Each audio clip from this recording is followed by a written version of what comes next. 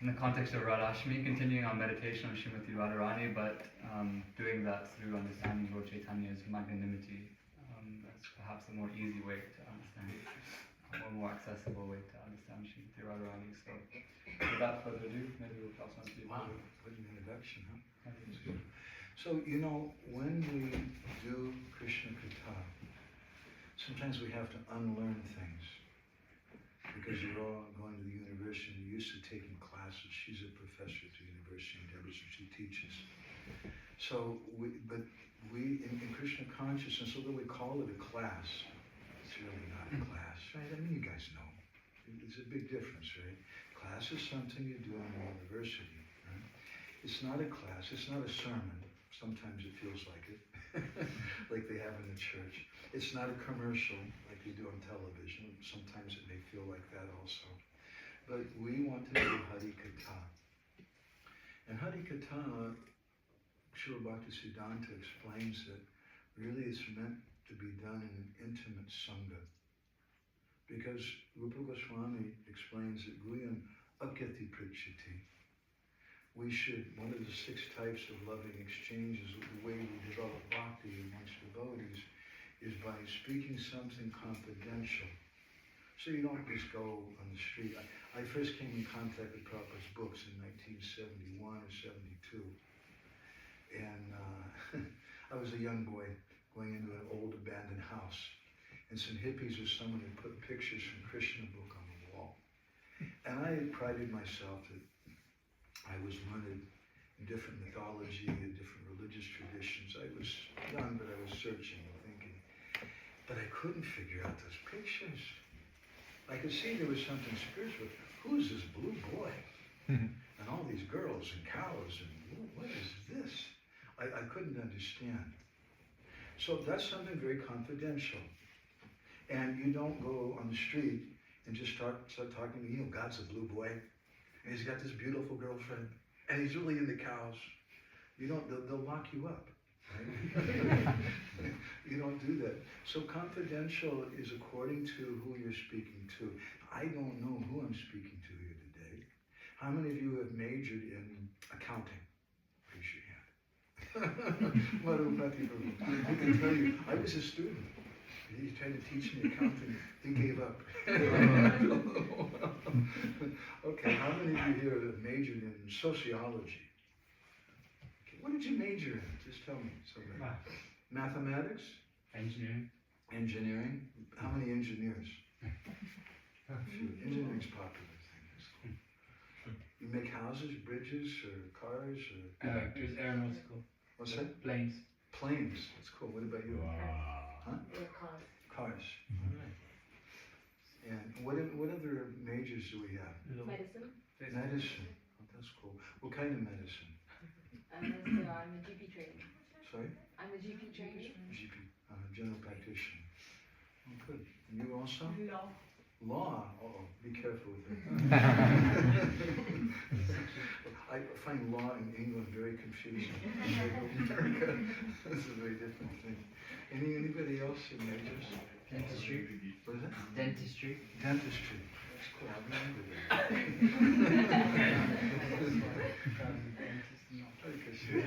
Just have a seat. There's a few chairs in the back there.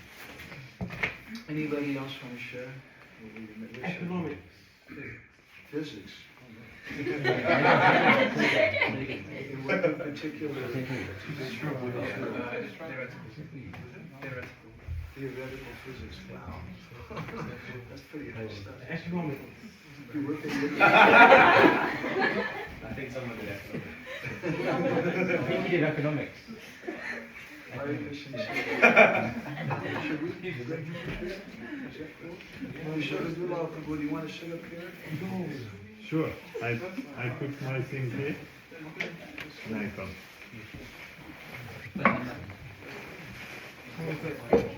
Okay, anybody else?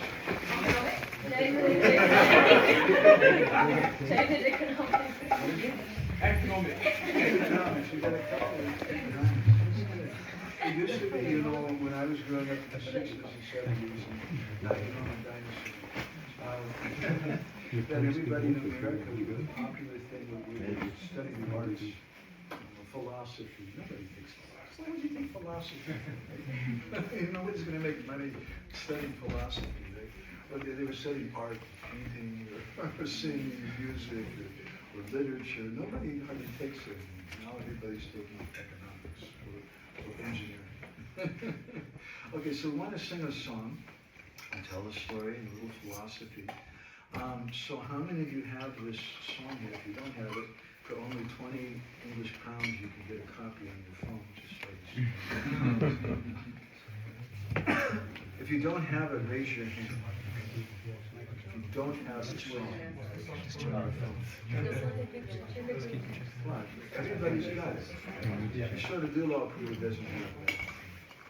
You have the song? Which song? I don't have Which song? Shamira Godavarna Eka Deha. I have it on my phone.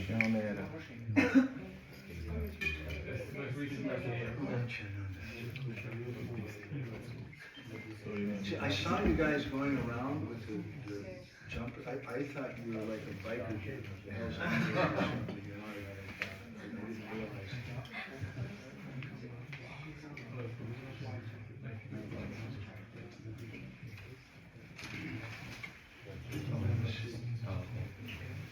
What's one of your Reported to. Yeah, just take it. Give him a shout. Yes. Can you grab a map? It's all one thing. It's all one. That's not our choice. Get it. Just here.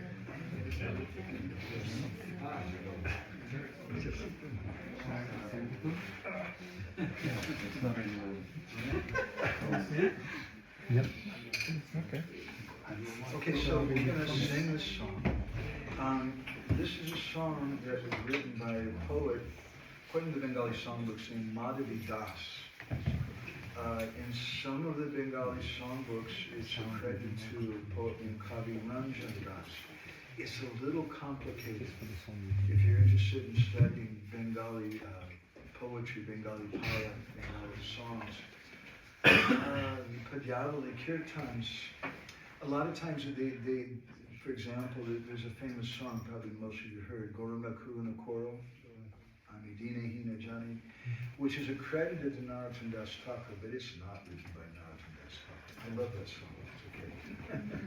We have a critical edition in the University of Kolkata, a big book like this, of all the songs in Narottam Das Thakur with the different variations, sometimes one word's a little different in different editions, and all the songs, and that song's not given there. So it doesn't mean it's a great crime, but their tradition was, that out of humility, they didn't like to give their name. And sometimes if they were inspired by Narottam Das Thakur, in that case, they might just give his name, which is what they did, that he's the author. And there's a book called Nityananda Charitamrita, not written by Vrindavan Das Thakur. But the author from Kolkata, I can't remember his name, we have a copy also in the library in Bengali. We have a research institute in Jagannath Puri. It's called GORA, the Gaudiya Odia Research Association. It's a branch of the Bhaktivedanta Research Center, and our thing is to collect old rare books and preserve them, and translating them, we want to publish them. So that's our interest. So let's sing a song. I'd like to say a few words about it to begin with. Shamira Gora Varna Eka Deha. Shamira Gora. The first thing that we're hearing is colors, Varna. Blackish color and a golden color. Now the black and golden color, Eka Deha. They become one form. So obviously it's speaking about Krishna, Shamir, and Goram Tapta Kanchana Gaurangi, Srimati Radharani, how now Eka Deha, they become one body. Just a little philosophical note, if you're interested. It's controversial. If you want to make friends, talk about controversy. That some people, they say, some Gaudiya Vaishnavas consider that Radha and Krishna kind of merge together and they become one. And other Vaishnavas, especially those I've spoken with from the Advaita Paribar, from the followers of Advaita Advaitacharya, they strongly disagree with that. No. But we can reconcile both sides in that Radha Bhava Duty Suvalitam Nomi Krishna Sarupam. The statement of Sri Damodar Goswami, in the beginning of Chaitanya Charitamrita, he explains that Sri Chaitanya Mahaprabhu is Krishna Sarup, he's Krishna.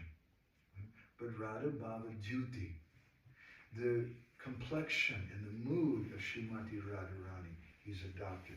And Srila Jiva Goswami, in his Yugala Ashtakam prayers, has described how Radha and Krishna are one in the heart.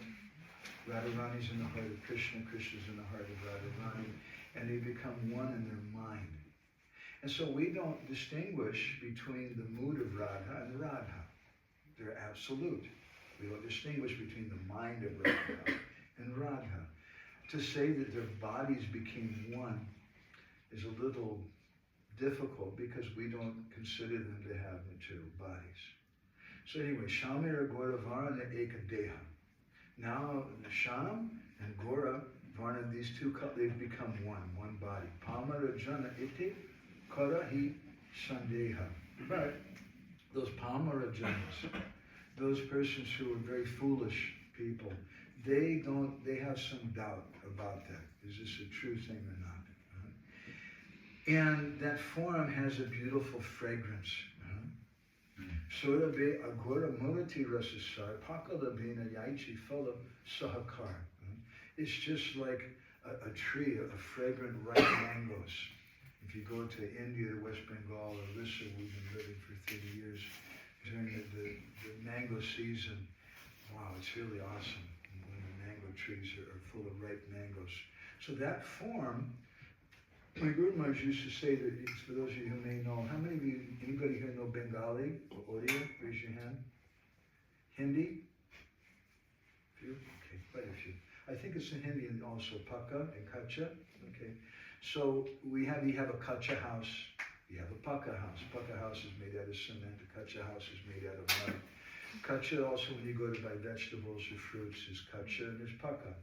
So my Guru Maharaj used to explain that Krishna is Kacha. He's unripe. But when Krishna adopts the mood of Srimati Radharani, then he becomes Paka. Then he becomes complete, Purna. Which, for those of you who like to study Upanishad, is an interesting thought about the opening verse. So, Sorabe Agora Murati Rasasar, that form is filled with rasa, with rasasar, the essence of fragrance, the essence of all mellows, and it's very, very fragrant, like a ripe mango. And my grandma's explained that Krishna is like a green mango, not ripe. You can make some pickle out of it, not chutney. But Krishna Chaitanya Mahaprabhu is like a ripe golden mango, and therefore the golden color. It's fully ripe. Gopa Janama Puna Dvija Avatar.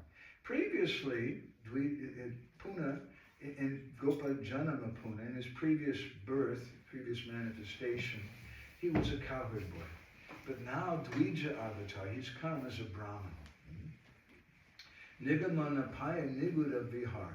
But the Shastras can't touch this thing because it's Niguda Vihar. It's very, very confidential subject matter to understand Sri Chaitanya Mahaprabhu, his intimate pastimes. Prakata Kurola Harinama Rakana. And openly he's going about and getting everyone to chant the holy names. That's one of my favorite things about London, is the Harinam that goes on. It's really awesome. And now, Nadi Purusha Mukhi Nashunye Anam. And wherever you go, from the mouths of everybody, you're just hearing Hare Krishna, Krishna Krishna, Hare Hare. Hare Rama, Hare Rama, Rama Rama Hare Hare. Kori Goda Charana Kamala Madhupan. That the poet Madhavananda, Kori Goda Charana, he's singing this very, about the lotus feet of Sri Chaitanya Mahaprabhu. And he's using his name, he's saying Madhupan. Pan means to drink. So he's drinking this nectar, this madhu, which is just like an intoxicating honey. Sarasa Sangita Madhavananda Bhan. And he's singing this very sweet song. So we'll first sing a little Mangala Charana. We can all do it together.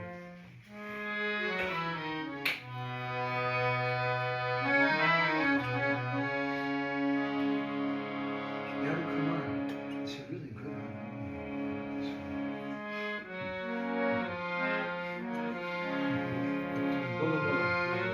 Om Jnana Timirandasya Jnana Shalakaya Tasmai Shri Gurave Namaha Namo Vishwaya Krishna Vishwaya Bhutale Srimati Radharani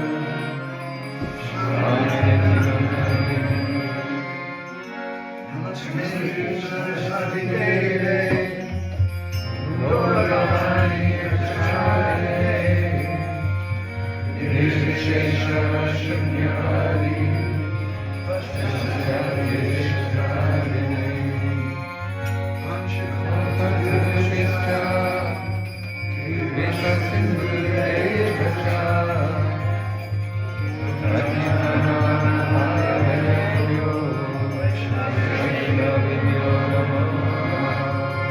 Jai Shri Krishna Chaitanya Prabhu Nityananda Shri Radha Shri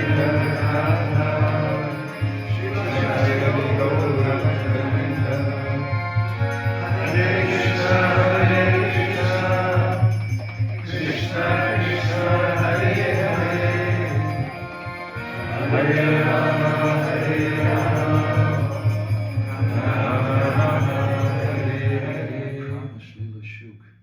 that somebody would video this and record it.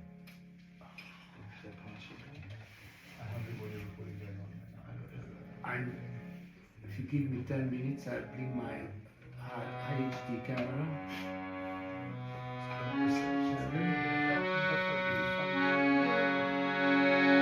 You can.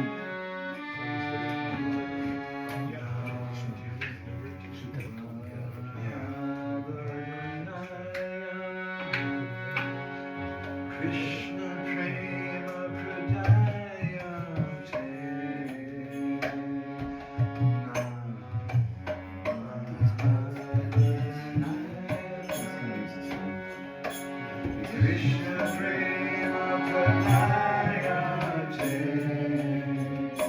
Krishna Prema Pradayate Krishna Krishna Chaitanya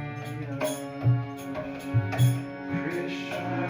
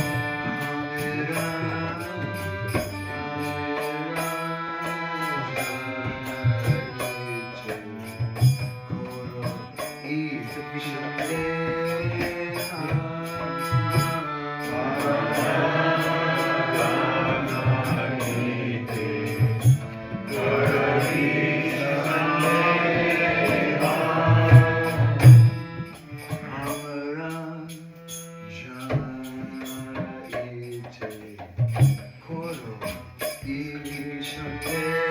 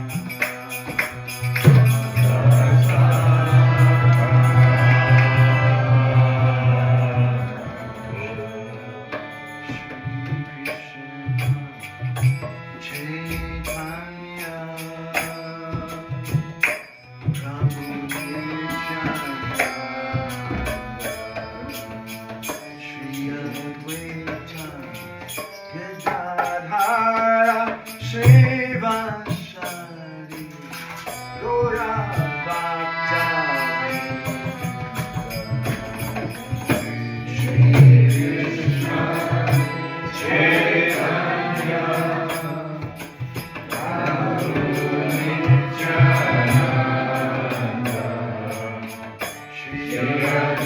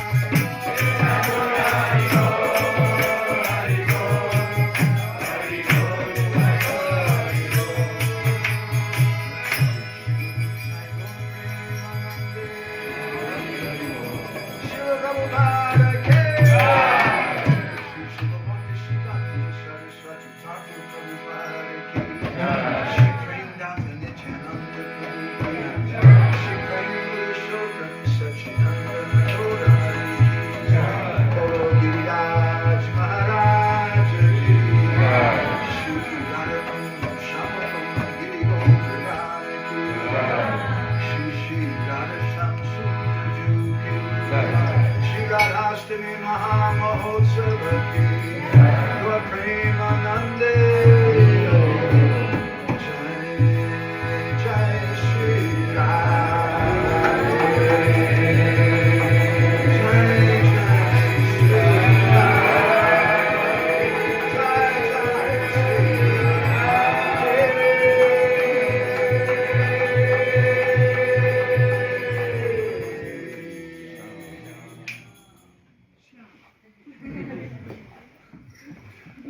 Draganya Gana Gotra Golodhuharam Gauranga Guditama Gopyada Kopa Briksham Gopala Gada Ratidam Yati Singha Gora Govinda Deshi Kavaram Satatam Namami Uttama Adama Kichuna Bachi Lajachi Adile Kakola Kahe Premananda He Mona Gauranga Hridoya Dariya Bola Raja Gauranga Taha Gauranga Taha Gauranga Namare Jai Jana Gauranga Bhaje Se Hoyamara Pranare Hare Krishna Hare Krishna Krishna Krishna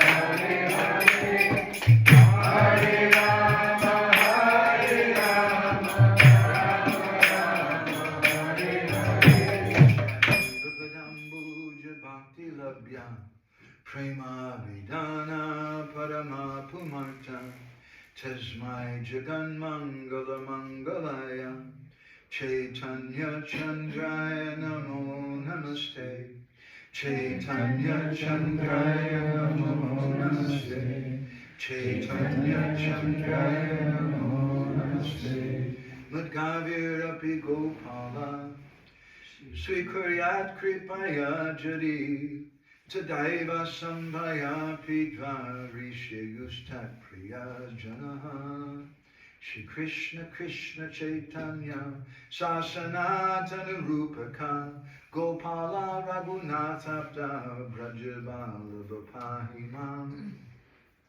Panchakopatarudischa Kripa Sindhuyaevacha Patitanam Bhavanebhyo Vaishnavebhyo Namo Namaha Jai Shri Krishna Chaitanya Prabhu Nityananda Shri Advaita Gadadhara Srivasadi Gaura Bhaktivinoda Hare Krishna Krishna Krishna Hare Hare Hare Rama Rama Hare Hare Pasantyaham Moho Nityam Paraparada Dharmakaha Kshama Shamam Hare Radha Dehi Me Sadharmakam. I'd like to read some things to you from the Adi Lila chapter 4, and continuing with the theme that Srila Shiva Maharaj said. This is, for those of you who really like to know verse numbers, this is text 122.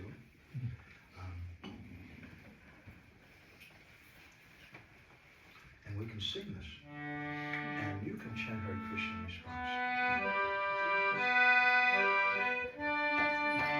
Purnananda Moya Ami Chinmoy Purna Tattva Radhikara Premi Ama Koraya Mata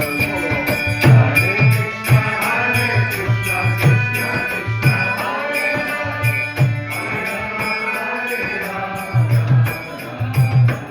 This is Krishna speaking. How many of you here are married? Raise your hand. Only in the back. So, those of you who are married, you understand what I'm saying. Sometimes it's a little frustrating for the man or the woman. And Krishna is expressing some frustration here. He's saying, don't you know who I am?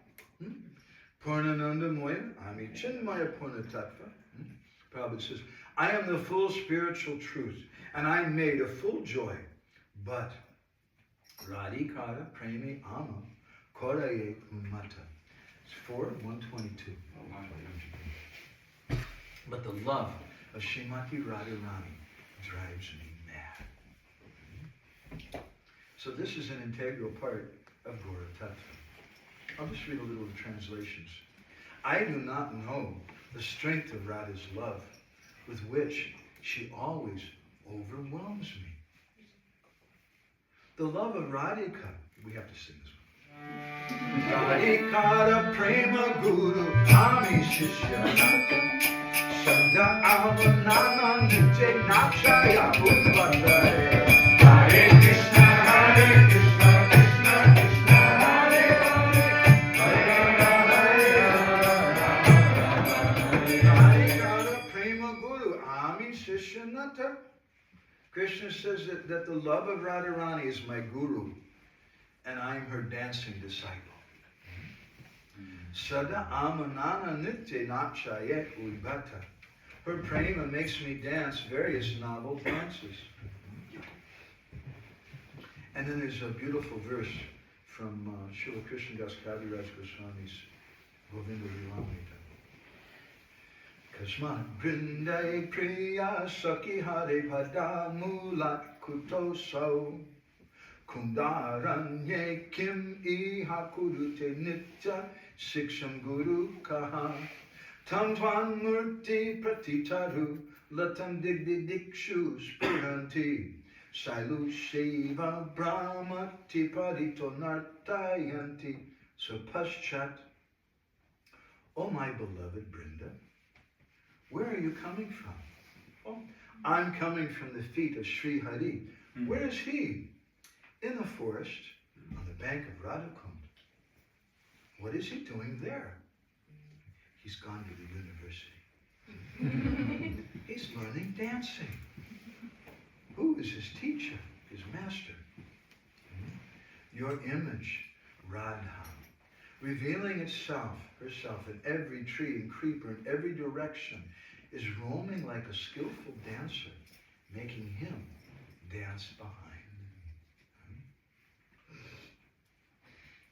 Krishna says, Nija premasvadi more, hoya ye ahada. Whatever pleasure I get from tasting my love for Radharani, taha hoiti koti guna radha premasvadi. Radharani tastes 10 million times more than me by her love. Yesterday we were speaking about one of Krishna's names, which is Asvamordha. Ashamordha means someone who no one's equal to, no one's greater than, because he's God. He's an important person. But just as Krishna is Asamordha, so also is Srimati Radharani. Krishna is Kriti Vishwai, the supreme object of love. No one is equal to him in terms of being the object, the supreme object, the supreme personality of Godhead. But similarly, Srimati Radharani, no one is equal to her in terms of possessing that divine love. So Mahaprabhu, he says that I have this nature. It's Varuda Dharma Shrai. Ashray, it's taking shelter of me, this Varuda Dharma. He says, Prabhupada translates, I am the abode, just as I am the abode of all mutually contradictory characteristics. Krishna's Paraspara Viruddha Dharma Shai. He has all these contradictory things about his nature. He's very lovable, but he's also a great rascal, great badmash. Do you know that word? And he says, in the same way, Radha Prema Taichi Sada Viruddha Dharma Moya. So similarly, Radharani's love is also full of similar contradictions. Once, Krishna wanted to glorify his beloved Radharani. He said, Radha, your face is as beautiful as the full moon. Isn't that sweet? Yeah. It's very sweet. Very romantic, huh? Radharani became furious. What are you trying to say about me? The moon has marks on it. You think there's some marks on my face? You criticize me. Rascal, get away from me. Radharani drove him out. So there's different types of viraha, or separation, one of which is called ma, loving sulkiness. And for those of you who are married, those of you who are not married, but you probably get married, it's a really good thing for you to know. God gave women the right to be angry for two reasons. One is called hoitakiman, with a cause. Right? We sometimes give an example. It's your 30th wedding anniversary. Deva Prastha Prabhu. And Mataji is cooked for 2 days to have a candlelight dinner with her sweet, loving husband. It's pretty nice, romantic, right? And he comes in and says, sweetheart, some of the boys are playing basketball. Is it okay if I skip the dinner tonight and I go with them? And what does she say? Fine, go right ahead. She said, fine, go right ahead. Great guys. She said, it's okay. But really, what she really said, Prabhuji knows, is, you're a jerk. And if you go there, when you come here, I'm not going to be here. I'm going to my father's house. So that's called hoita kiman, anger for a cause. But God officially gave women a reason, another right to be angry. It's called ahoita kiman, for no reason. Just they decided to be angry. If you have sisters or a wife, you know what I'm talking about. So Srimati Radharani, her love, her prema is like that. It's full of great contradictions. And he says that her Radharani's prema is vibhu. It's all pervades the whole universe. And the nature of it, jada bhariti nahitani, it can't expand anymore because it is pervading everything. But at the same time, tatapi, shani shani bhara yesadai, it's expanding. How can it expand anymore? It's pervading the entire universe. But still, it's expanding. Jahavai guru vastu nahi sunishkita. There's nothing greater than the love of Srimati Radharani. But tatapi guru dharma gora bhavarjita, the quality of her love is that there's no pride in it. And he says that's the sign of her greatness. Jahavete sunyamala vidya nahi ar. There's nothing more pure than the love of Srimati Radharani. But tatapi sarvadavamya vakya vyavahar. Its behavior, Prabhupada translates, is always perverse and crooked. All glories to, this is another verse from Rupa Goswami's Dana Kelly Komari. I won't read the Sanskrit, I'm a little worried about time. All glories to Radha's love for Krishna, the enemy of the demon Mura. Although that love is all pervading, it tends to increase at every moment. Although it is important, it is devoid of pride, and although it is pure, it is always beset with duplicity. Say premara shiradika parama ashray. Say premara ami hai keval vishai. This is the point. Ashray and vishai. You should understand this is an important aspect of our philosophy. Say premara shiradika parama ashray. Radhika is the parama ashraya, the topmost shelter or abode of that prema. Say premara ami and myself, premara ami hai kevala vishai. I'm the only object of that love. This is a very important aspect to understand in Gaudiya Vaishnava philosophy. Sometimes people think that Chaitanya Mahaprabhu, that's for beginners. When we really become advanced, it's Govinda Lilamrita and Radha Krishna. But actually, if they speak like that, we can understand they don't understand Gaudiya Vaishnava Siddhanta. The Gora Tattva, understanding Sri Chaitanya Mahaprabhu, is the highest, most esoteric aspect of Gaudiya Vaishnava philosophy. If you don't believe me, I would recommend a book, which we publish, called The Embankment of Separation, by my Guru Maharaj. He's speaking all about the subject matter in there. Vishai Jatiya Sukh, Amara Ashad. He says, I have my share. I get the happiness which is allotted to being the Priti Vishwai, to being the object of love, being God. I get my share. Amahoiti koti guna ashraya ahlada. But the pleasure that Radharani gets is 10 million times greater. It's a very, very deep, esoteric point. Once Srila Prabhupada told some of the devotees that the impersonalists, they aspire to become one with God. But we have a greater aspiration. We want to become devotees of God. And by becoming devotees of God, then Krishna himself becomes controlled.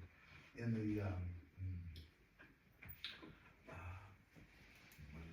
from the Brihanaradiya Purana, Krishna says, Sada Mukta, thank you. Sada Mukta Pi Bhadhosmi, but I just look at him. Sada Mukta Pi Bhadhosmi, Bhaktena Sneha Raja. Krishna says, I'm God. I give liberation there. And he says, but I have become bound up with the rope of love of my devotees.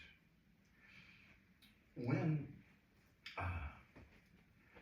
Vrindavan Das Thakur is speaking about the nature of Gora Tattva, of understanding Sri Chaitanya Mahaprabhu, there's an important verse which he quotes from the Varaha Purana in Chaitanya Bhagavata. Siddhir bhavati vanyati samsayo chuta sevina. He said, when we speak about the direct servants, the direct associates of God, Siddhir bhavati vanyati samsayo chuta sevina. We're not really sure. There's a samsaya, some doubt. Have they really attained perfection or not? Siddhir bhavati vanati samsayo chuta sevina. But in the samsayo, sutad bhakta paricharya vitatmana. For those persons who are servants of the servants, there's no doubt. Now this verse is a very important verse. And inside of this verse, we find aspects of Radha Tattva, and we find aspects of Gora Tattva. And we also find some very practical lessons for all of us. We don't know if the pujaris of Radha Shyam, if they're going to get liberation or not. We're not really sure. Maybe, maybe not. But those devotees who are serving the pujaris, the devotees who are serving the servants of the Lord, no doubt about that, they'll get liberation. So this is the line of Sri Chaitanya Mahaprabhu. This is the line of Radharani. As we mentioned last night, my grandma used to say that if you want to understand Chaitanya Mahaprabhu, you have to understand Radharani. And if you want to understand Radharani, you have to understand Chaitanya Mahaprabhu. It's a circular kind of thing. So Siddhir Bhavati Vanati. For someone to have Siddhi, just being an associate, it's not enough. Sri Krishna is an associate. Srila Bhaktisiddhanta in one place, he says, the only reason that why we tolerate Krishna is because Radharani loves him. We're followers of Radharani. He's an associate of Radharani. He's an okay guy. He's there with Radharani. We can appreciate it. But is he Siddha or not? Some say it might be, there's some doubt. Whether Krishna is perfected or not, we don't really know in the form of Krishna. But when he comes as Sri Chaitanya Mahaprabhu, and he comes in the mood of a servant of Srimati Radharani, Nisangsayo, there is no doubt. Sutad Bhakta Paricharya Vatatmana, that he has perfection. And so this is why my grandmas used to say that that Krishna is like a green mango, or Radha Krishna. But Sri Chaitanya Mahaprabhu is like a ripe mango. The mellow is fully ripened. So this is a very fascinating principle. It's a principle which Krishna himself has to learn from Radharani. Because Krishna's God, everyone's serving him, he's the supreme person. But Srimati Radharani, her mood is to serve the devotees. Her mood is to bring everyone else to Krishna. And when Krishna wants to taste the mood of Radha, as we were hearing in these verses, he's complaining. Radharani's love makes me mad, although I'm sorry, but yeah, I know everything still. I go mad with the love of Radha. And I get my taste, my share of happiness, but Radharani gets 10 million times more. And so he develops a greed. I want to taste that. I want to understand that. And so then he comes as a devotee, and as he's growing up as Nimai Pandit, and the Vaishnavas are taking bath in the bank of the Ganga, he's going and folding their cloths, washing their clothes, doing services for them. And they come out and say, hey, what are you doing? No, let me serve the Vaishnavas. And Vrindavan Das Thakur explains that Mahaprabhu was going to them and praying, please, can I have Krishna Bhakti? What a paradoxical, bizarre statement. He's Krishna himself, Nomi Krishna Swarupam, and he's asking the devotees, please give me bhakti for Krishna. He's teaching us, Bhakti Stu Bhagavad Bhakti Sangena Parijayate. The Brihanaradiya Purana describes it. If you want bhakti, there's only one path. And that pathway is serving the devotees. Sri Chaitanya Mahaprabhu, to teach us that, to taste it himself, for these two reasons, to teach it and to taste it. He had to come as a servant. So he's serving the devotees. He's taking the mood of Srimati Radharani. He's folding the clothes, washing the clothes of the devotees, and praying to them, please, can I have Krishna Bhakti? And they gave their ashirvad, their blessing. Yes, may you develop Krishna Bhakti. That person who's Mahavadanyaya Avatar, Krishna Prema Pradayate, he's praying for this, to teach us. But not only to teach us, that's his pathway. Siddhir Bhavati Vanati, Sangsaya Chuta Sevinam. It's not enough just to be an associate. You have to render service.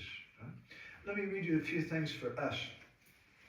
Srila Bhaktisiddhanta Saraswati, this is from Amitabhani. He says, people should not make a show of worshiping the Lord while remaining averse to serving devotees living in the temple.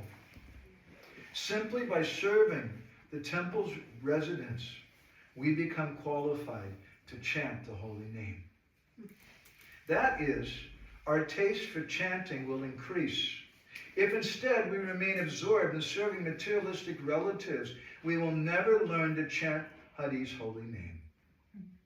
If we remain busy in the service of family members while remaining indifferent to serving Hari, Guru, and the Vaishnavas, we will never become inclined toward chanting.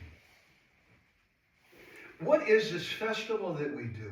You may think, oh, the festival is we really dress Radhasham Sundar up in an amazing way, and we offer 100,000 offerings to them, and we have amazing kirtans. That's a big part of the festival.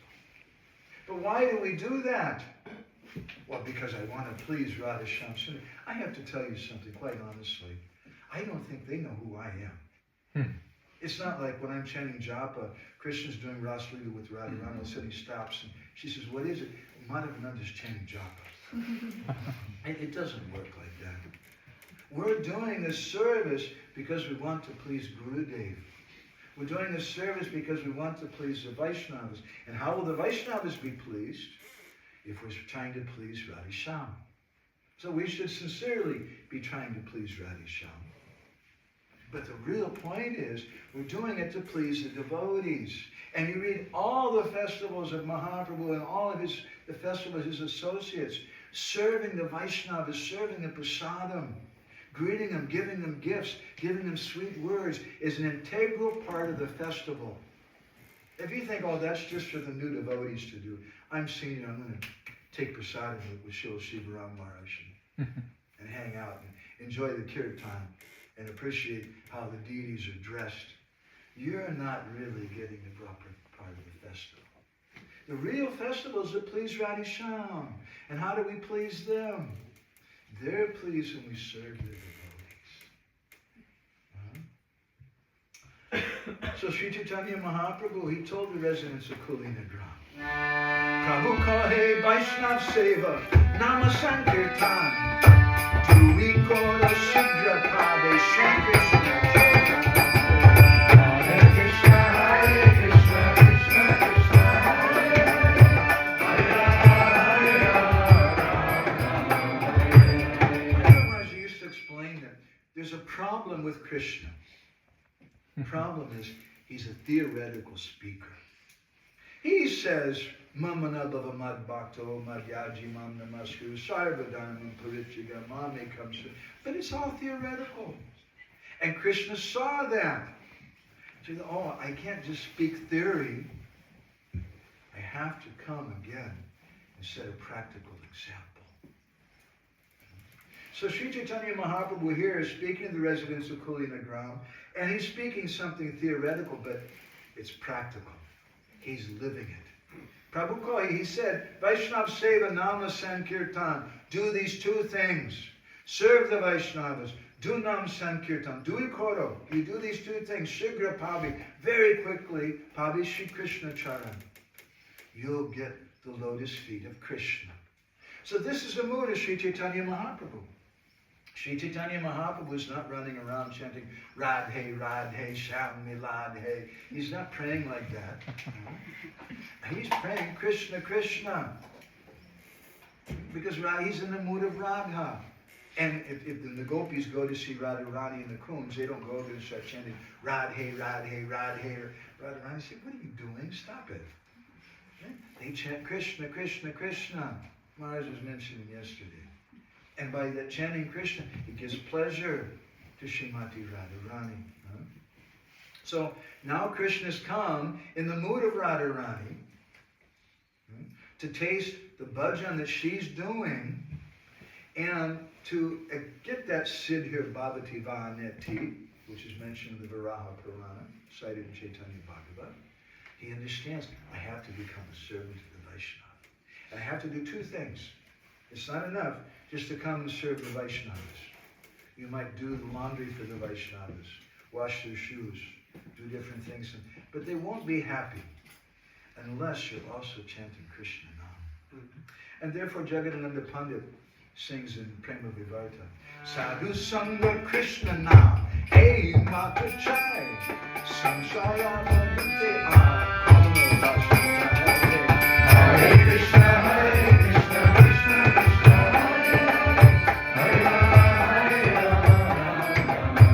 Sadhu Sanga Krishna Nam, Hey Mata Chai. There's two things that I want, not one thing. Not just Sadhu Sangha. Sadhu Sangha by itself is not enough. The sadhu will never appreciate you. You have to chant Krishna's name. Then the sadhu will be very happy. Or you may just chant Krishna's name, but Sadhu Sangha, who needs that? I'm chanting 1 lakh a day. What do I care about sadhu sangha? Most of us guys are nonsense anyway. I'm much more advanced than that. You have an attitude like that, you'll never make advancement. Jagadananda Pandit says these two things. And these are the two things that we find amongst Srimati Radharani's most intimate Sakhis and Manjaris. They're going to Srimati Radharani. They're serving Radharani. They're serving each other by bringing each other closer to Radha and Krishna. And they're doing Krishna Kirtan for the pleasure of Radharani. So Sri Chaitanya Mahaprabhu has come in the mood of Radha, and sometimes it's said, for example, in Jagannath Puri, when Mahaprabhu sees Chatak Parva, and he sees it as Govardhan Hill, he falls unconscious. Sri Damodar Goswami and the devotees come, they sprinkle water on his body, he doesn't revive, and then Sri Damodar Goswami starts chanting Hare Krishna. And Mahaprabhu comes to middle consciousness. There's three states of consciousness of Mahaprabhu in Jagannath Puri. There's Antar, Bahir, and Madhya. There's external, internal, and a middle. He comes to kind of a middle consciousness. Where am I? What did you do? Where did you bring me? And the devotee said, Mahaprabhu told him, he said, I was at Govardhan Hill. I was in a cave, and I saw Radha and Krishna. Very interesting. He didn't say, I was Radha. He didn't say, I was Krishna. I saw Radha and Krishna. And what was he doing? I was serving one of the gopis, helping to make garlands. And what is that? This is what Maharaj was speaking a little about yesterday. That's Manjari Seva. And Sri Chaitanya Mahaprabhu came to taste that, because better than associating directly with the Lord, Siddhir Bhavati Vanati, Samsayo Chitta Sevika, Samsayo Sutad Bhakta Paricharat Vatapmanam. The Varaha Purana says, there's some doubt if that person is directly associated, if they'll get perfection or not. But the person who's serving the devotees, no doubt.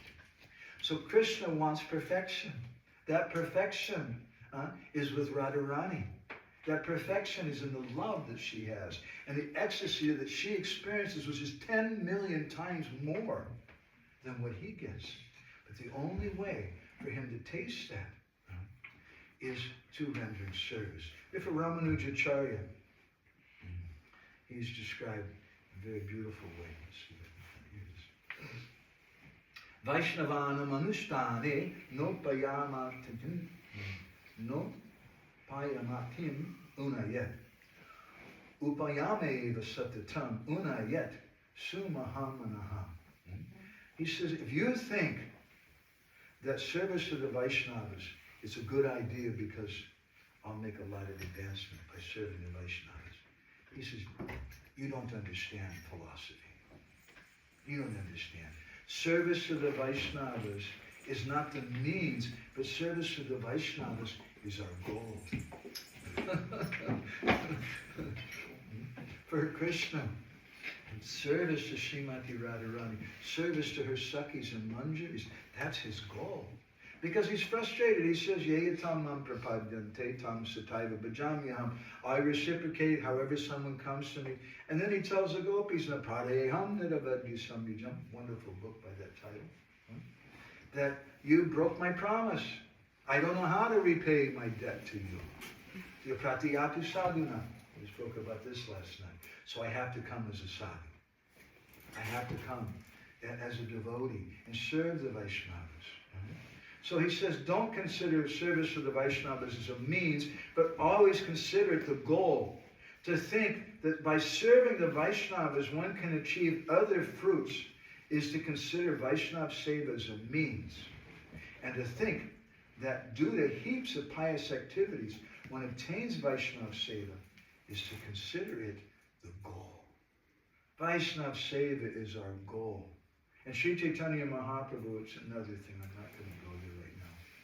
Maybe I can do it easily, let's see, I might. and Chaitanya Mangal, Mahaprabhu tells the devotees, when he's leaving Navadvip, he's leaving home. He's a real homeboy, you call him in America. And they all want to go with him. He's leaving. to taste the mood of Radha, to go to Jagannath Puri. So what does he tell them? First thing he says, Tomara Takibe. Stay where you're at. Right, this is the problem with the Hare Krishna movement. Saudi Vrindavan once told me. He said, I appreciate Hare Krishna devotees. He said, but one thing I see, well, you guys are always moving here and there, and you never stay in one place. Tomara Takibe. You should stay. Brahmacharis can travel. Sannyasis can travel. But householders should stay in one place. Students should stay in one place. You can't learn otherwise. So the first thing for community, Tomara Takibe, Agya Koribe Palana. Take my order, Koribe Palana, and you nourish my order. What is that? Nirantara Diva Nishi Koribe Kirtan. Day and night you do kirtan. And then what does he say next? He says to do kirtan again. But that's not proper. He's repeating himself. Let's see. He says, Harinama Bhakta Seva, Koribe Stapana E Dharma. You'll establish my movement by doing two things, Harinama Bhakta Seva. And again, why? He's not repeating himself. He already said, do Nam Kirtan. But he's saying it again here because this is the best way to do Bhakta Seva. Koribe Stapana E Dharma. This is how you establish my movement. Two things. Chanting Hare Krishna is not enough. We also have to serve the Vaishnavas. If we're not serving the Vaishnavas, we're just serving Krishna alone. Sit here, Bhavati Vandati. Some say, oh, truth to say, we're not really sure. Krishna says in the Adi Purana, Ye me bhakta janaparta, na me bhaktas te jana. Bhaktanam che ye bhaktas te me bhakta tamo mataha. That person who says he's my devotee, Krishna says, I have no idea who he is. He has those white sweatshirts that say,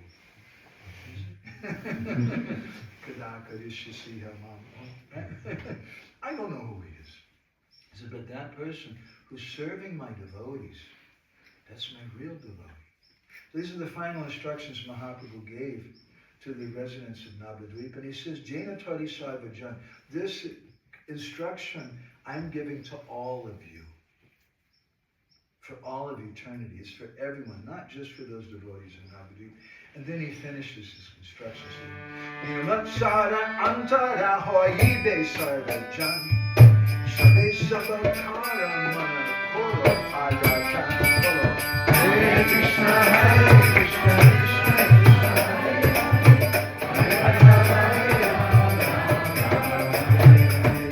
That's okay. You should do those two things. It says, Harinama Bhakta Seva. Do kirtan and serve the devotees. But that's a little external. And if you only do that externally, there may also be a problem. You have to do something internally. Namatsara antara hoibe sarvajan. Don't have any envy in your heart. With all your hearts, he says you should worship and serve each other with all your hearts. This is the instructions of Sri Chaitanya Mahaprabhu, that he's come to give us, to get that love that Srimati Radharani is distributing, to understand it. So, this is a philosophy. But let's have a little discussion now, some story. We have our research institute, and there's a book called Vaidagdha-vilasa by Madhavananda. We told some story last night. I'd like to tell you another story about it tonight, which is Viparita Lila. It's a contradictory Lila. And it helps us to understand the absolute importance of Vaishnava Seva, of serving the devotees. And it helps us understand this verse from the Varaha Purana, Siddhir Bhavati Vamyati Sangsaya Tutta Sevinam. That those persons who are directly associating with the Lord, even directly associating with Radharani, we don't know. Will they get perfection in that? We're not really sure. Sangsaya Tutta Bhakta Paricharya Vitatmana. But there's no doubt about the persons who are serving the servants of the servants. So one day, in Nandishwar, Krishna was with his Pranasaka, Subal. And Krishna was speaking in a very intimate way with Subal, and he told him, Subal, I'm very unhappy. There's something that really, really bothers me. Huh? Srimati Radharani's love drives me mad. She gets so much happiness that I don't get, and I don't know how to reciprocate with her. He said, if I try to touch her, I get so much pleasure. If I can't see her even for one moment, I become very unhappy. And if I can see Radharani,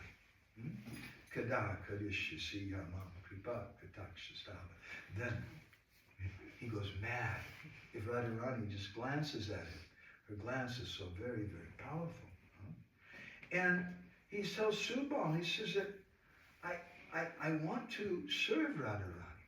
He says, if Radharani were a deity, then I could serve her in the temple. And Krishna told Subal, Amara Sebayata Ashtakala Jai Nija Dukkha Nahi Gani Mora Sukha Jai. Hare Krishna, Hare Krishna, Krishna Krishna, Hare Hare, Hare Rama, Hare Rama, Hare Amara Sebayata Ashtakala Jai. All day long, Ashtakala, all 8 times of the day, Srimati Radharani is just constantly serving me. Nija Dukkha Nahi Gani Mora Sukha Chai. She doesn't care if she's unhappy. She only wants my happiness. How do I repay that?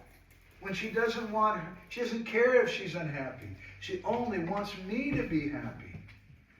Krishna says, Subal, it's a problem. Polo Saka Ama Hoite Kichu Nahaira Purusha Janama Ami Krita Jeda. Hare Krishna, Hare Krishna, Krishna Krishna, Hare Hare, Hare Rama, Hare Rama. He said, tell me, Subal, what can I do? He says, I haven't done anything. Purusha Janama Ami Brita Jedarila. My male birth is useless. My Purusha Janma, being a big, it's useless. What I would really like, Subal. Ramani Hoita Jadi Sange Te Rahita Manasade Koto Cheva Kakiya Koita Bola. Hare Krishna, Hare Krishna, Krishna Krishna, Hare Hare, Hare Rama, Hare Rama, Rama Hare. Krishna said, if I could become a woman.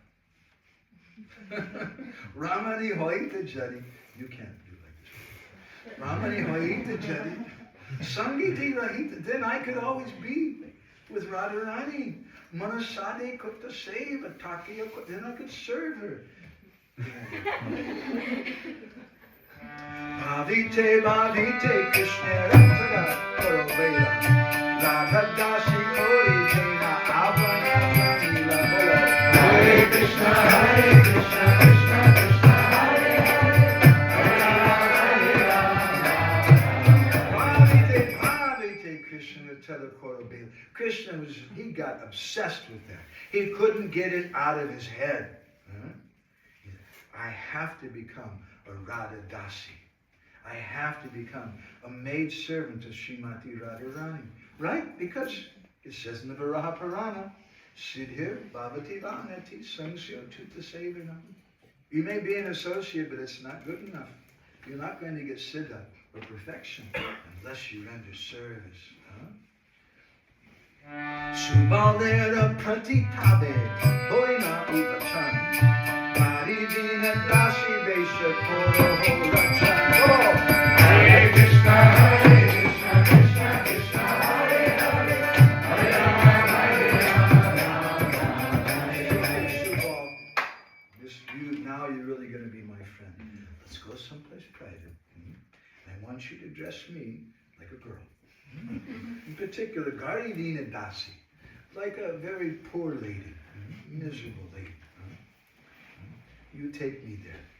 And Krishna told Subal, Parama Karuna Mohi Radha Vimoni Avashadi Vena Seva Dekiya Dukkha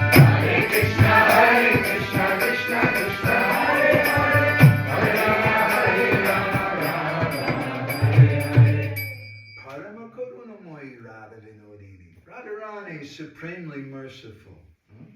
If she sees now me coming in as Garavini Dasi, there's a very poor lady with no good clothes, no earrings, no ornaments, nicely and things, because she's Parama Karunamoyi, Radha Vinodini. She's so kind. Then definitely she'll Avashya Dibina, she'll give me Seva, Dekiya Duki. She'll give me the right to serve her, seeing how miserable I am.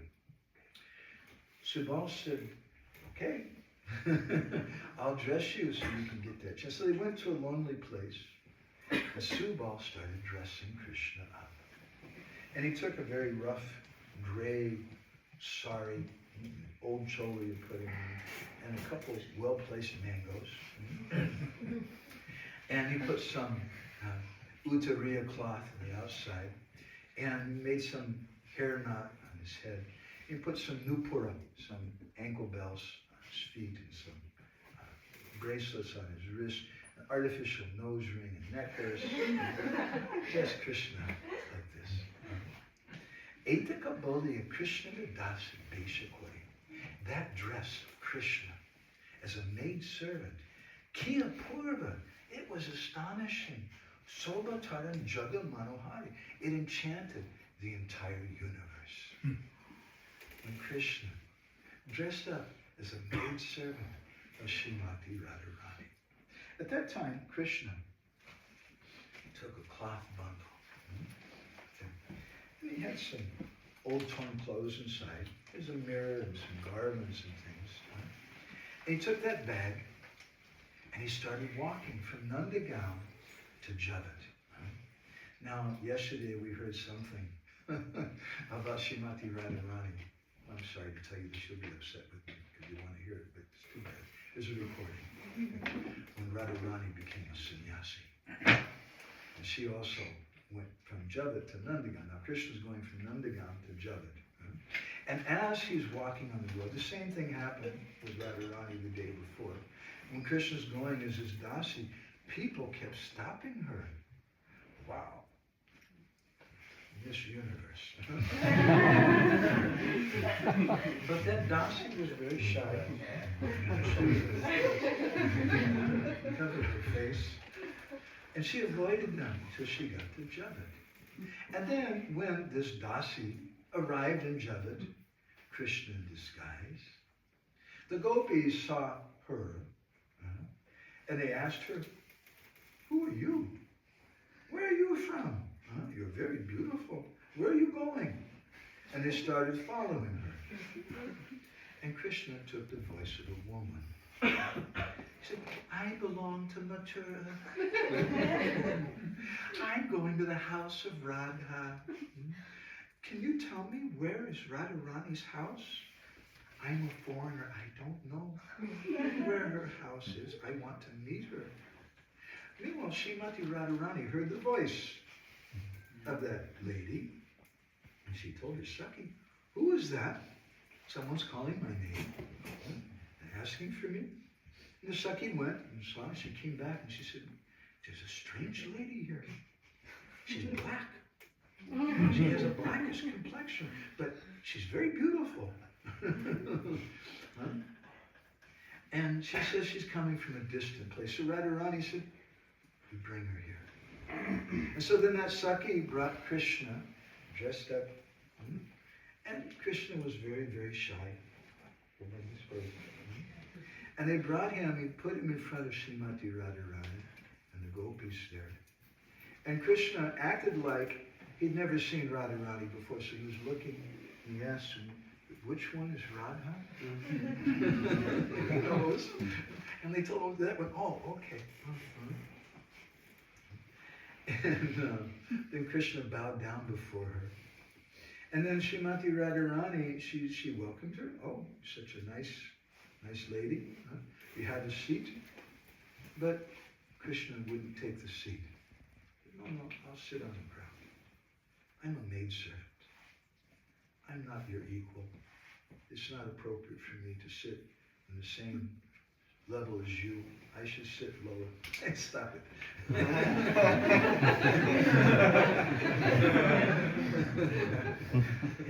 And Srimati Radharani, she said, what's your name? Where do you live? What's your caste? Why did you come here? Why are you roaming around alone? Don't you have a husband or someone? You're very young, you're very beautiful. And Krishna became very shy. He said, I've been alone for a long time. And I roam around like this. I don't have anything. I'm a Vaishya. And I'm from Mathura. My name is Ramika. And I usually live with my parents, but I'm very poor, and I don't have anything. And I heard your glories, that you're very merciful. So I've come here to be your maidservant. And Krishna told him, Iha pada kala hita manete janimu tomara charani sharana vayinu. Hare Krishna, Hare Krishna, Krishna Krishna, Hare Hare, Hare Hare, Rama Rama, Hare Hare. Iha pada kala hita manete janimu. I've been thinking about you for a long time. Tomara charana ami sanana. Now I'm taking shelter at your lotus feet. Please, Krishna told Radharani, please keep me as your maidservant for the rest of my life. This is my prayer. I've heard you're very merciful. You fulfill the desires of everyone, so please be merciful to me. When Radharani heard these very humble words of Ramika, her heart melted. She said, don't worry, it's okay. I'll accept you. But tell me, what do you want in exchange? And Ramika said, no, I don't want anything. I only want to serve you. Now, that's not a small thing to tell Srimati Radharani. You can understand here. You know, if you become a pujari here in New Vraja Dham, they'll train you to do artiques and offer boga, different things. They won't let you dress Radhisham for 2 years minimum. It's not a small thing to know how to do services. So Ramika, Krishna, told Radharani, I can do all services. That's not a small thing to tell Radharani, huh? Radharani said, how do you know all types of services? Ramika became a little shy. I only want your mercy. And Srimati Radharani said, no. How do you know all these things? He said, well, I was serving Kamsa's queens sometimes in Mathura. When Srimati Radharani saw the humility of Ramika, she was very pleased. We want to serve Radharani. This is such a nice story. We want to approach like Ramika. We'd like to become Radharani's dasi. But we should come like a beggar with nothing. And I just want to serve. And I don't want anything for myself. So Radharani was very pleased. And she told the Sakhis that you keep her with you. When I see this poor woman with this old rotten cloth and no ornaments and things, I feel very sorry for her. Her complexion is black, but she's very beautiful. And just see Sakhi, just look at her eyes. Her eyes are just like Shyam Sundar's eyes. And her lips are red like pomegranate fruit. Her lips are like my prana, Krishna. And look at her legs, very nimble. If I can get a maidservant like this who reminds me of my Shyam Sundar, I'll be very, very happy.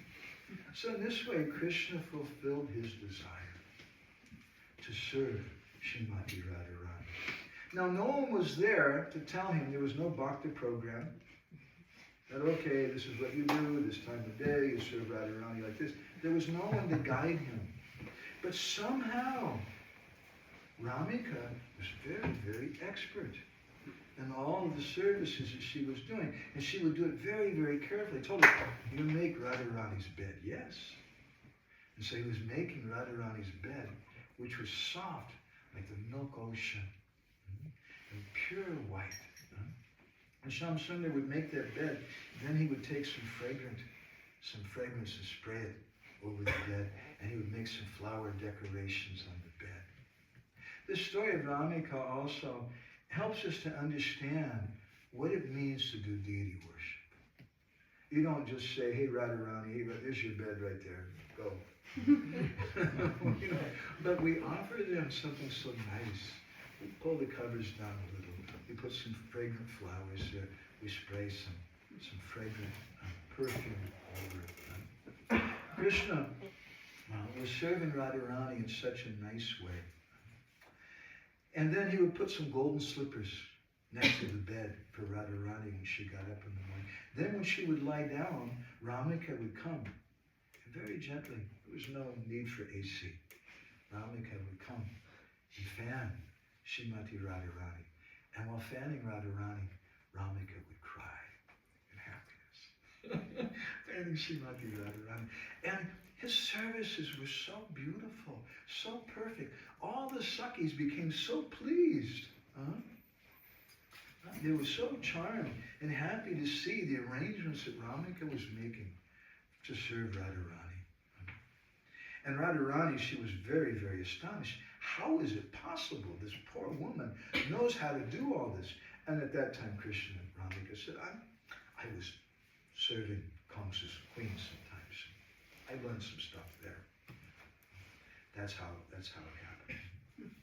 So when Srimati Radharani would get up from her rest, just like the deity, we put the deities to rest.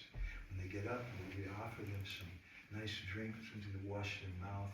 We wipe off their face, we wipe off their hands. This is, Krishna was doing that for Srimati Radharani. He brought her some nice scented water to rinse her mouth. And he poured some water on her hands, and very carefully, he wiped her face with a fine towel.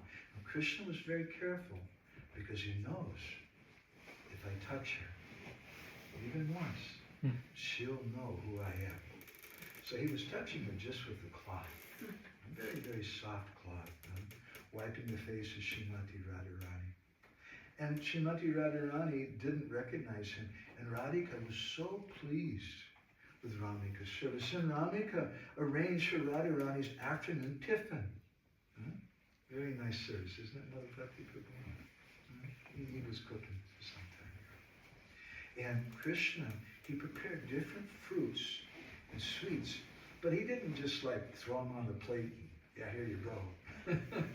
But those fruits, he would cut them in different ways so it would look like a swan, it would look like a lotus flower, and he arranged all the sweets to look like flowers and different things in such an artistic, beautiful way.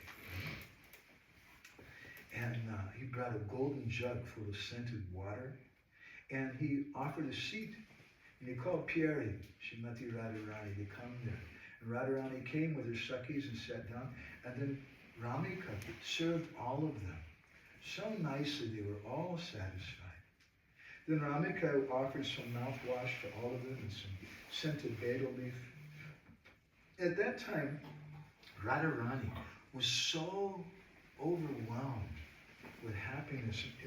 She was so pleased by the service that Ramika was doing. She started glorifying Ramika to her Sakis. She said, where is this maidservant come from?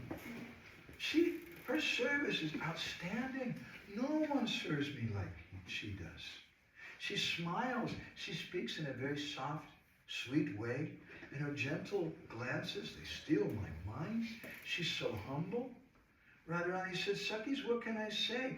Now, it used to be, I was always thinking of Shamsundar, but now I'm only thinking of Ramika. I don't know how it's possible.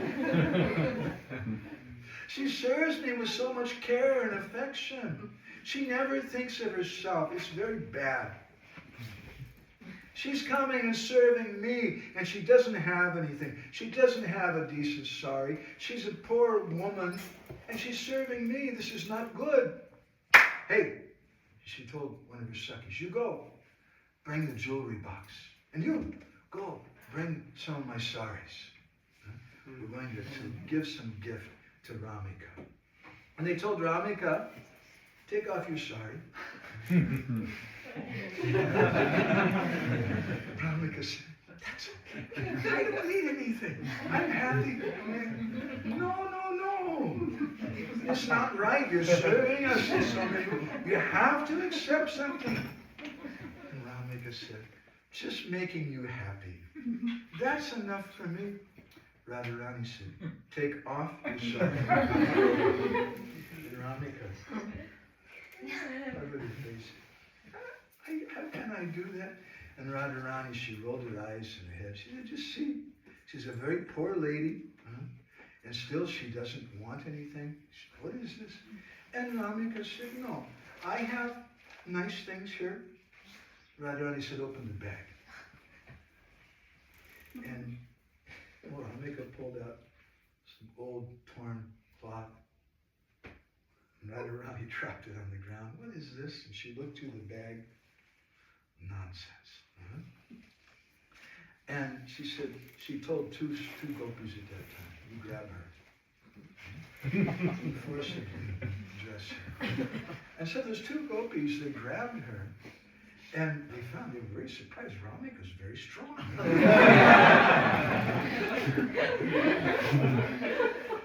And they were trying, but they couldn't take off the sari. And Radharani said, what's wrong with you girls? Let me come. And so they were trying to take off her blouse. And Radharani came and she grabbed that choli and she took it off. And then 2 mangoes. And for maybe one full moment, all the gopis and everyone there, they were all stunned. And then they started laughing like anything. And then Srimati Radharani, she became very, very unhappy. Rohi bole bhala bhala rasika nagara Keto mate sikaila Hare Krishna, Hare Krishna, Krishna Krishna, Hare Hare, Hare Rama, Hare Rama, Rama Rama. Rasika Nagar, very, very good. Rasika Nagar. Kitoma Kashika Ila Evya. What are you teaching by your behavior? Jane Jane Dasi Ani Tava Shutarani. Jane Dasi Hole Hata Hare Krishna, Hare Krishna, Krishna Krishna, Hare Hare, Hare Rama, Hare Rama, Rama Hare Hare. Srimati Radharani said, no, this is my work. This is my position. Janme Janme Dasi Ami Tava Sri Charani. Birth after birth, I'm your maidservant. I'm serving your lotus feet. Tumi Dasi Harinatha Kisharakari. What are you doing? Coming as my servant. No, it's not good. Hadidhari Padukata Hare Chairani Samaniya Tumarpaya Vedavaya Jani. Hare Krishna, Hare Krishna, Krishna Krishna, Hare Hare, Hare Rama, Hare Rama, Rama Hare Hare. Hey, you were carrying my shoes. What were you doing? Huh? This is not good. I should serve you. Birth after birth. That's all that I want to do. And then Srimati Radharani, she grabbed Krishna and she forcibly began to serve him in such a nice way. She put Krishna down and she began to bathe him. And then she dressed Krishna as Krishna with a yellow pitambara dhoti and his ornaments. And she arranged his hair personally. Put flowers and different designs on his face and places. And then she brought different nice things for him to eat and offered him betel nut. And then Srimati Radharani sat on the left side of Krishna, like lightning on the left side of the Krishna cloud. And then Krishna spent that night in Radharani's home. And he returned to his home in the morning. And the poet Manohar Das concludes the story. Iha pada shuke pada marta nari ai sarva purisha kare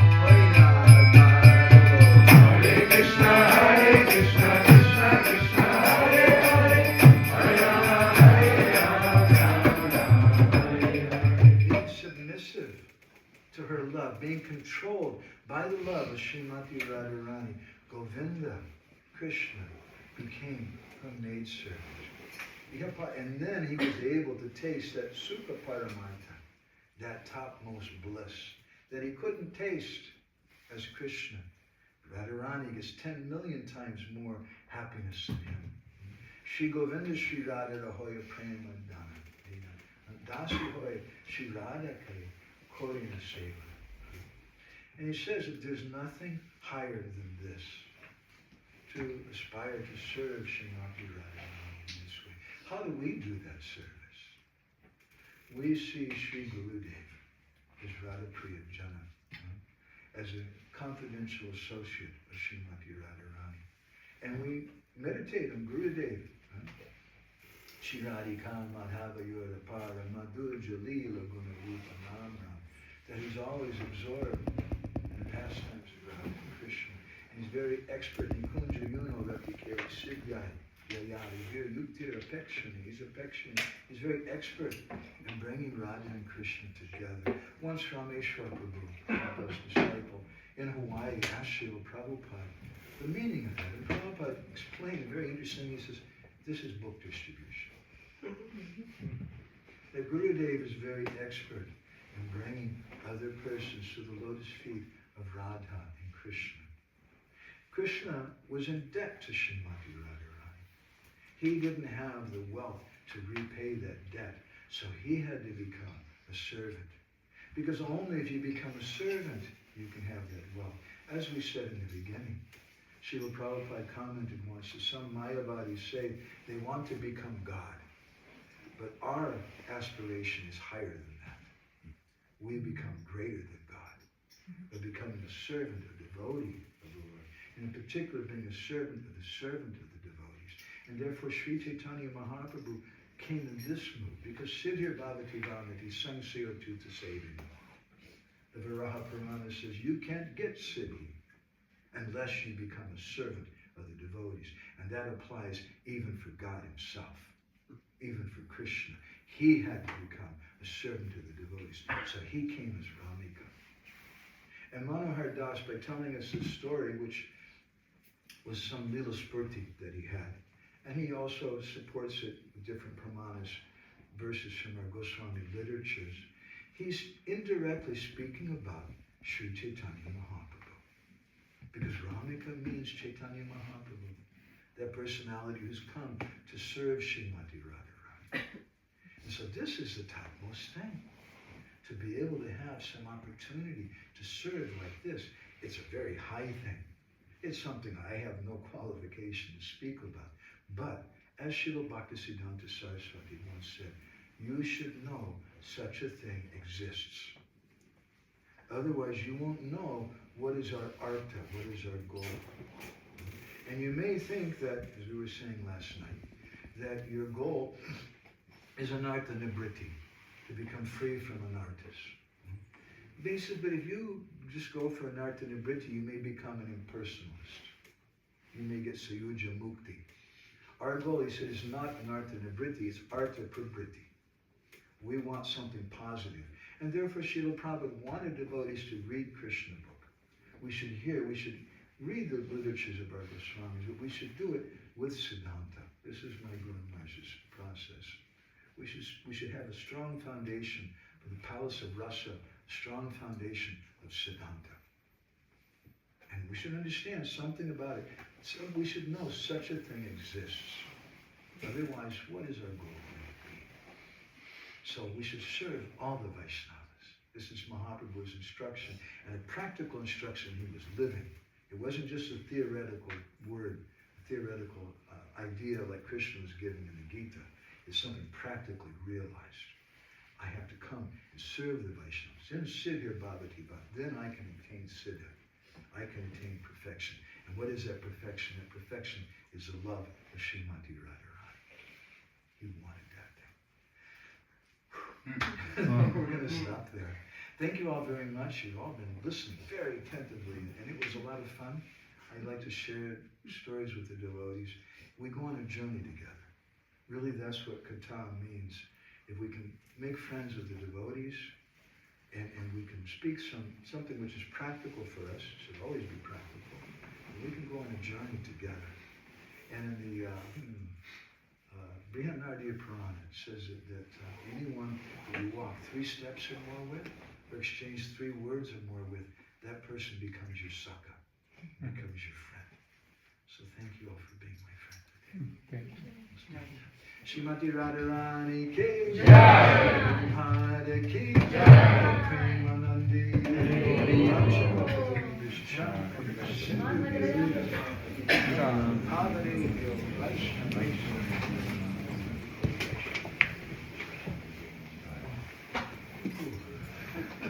Does anybody have any reflections? You know, when we have a program like this, the Bible's on 11:3:30. I need to put in there. Says what?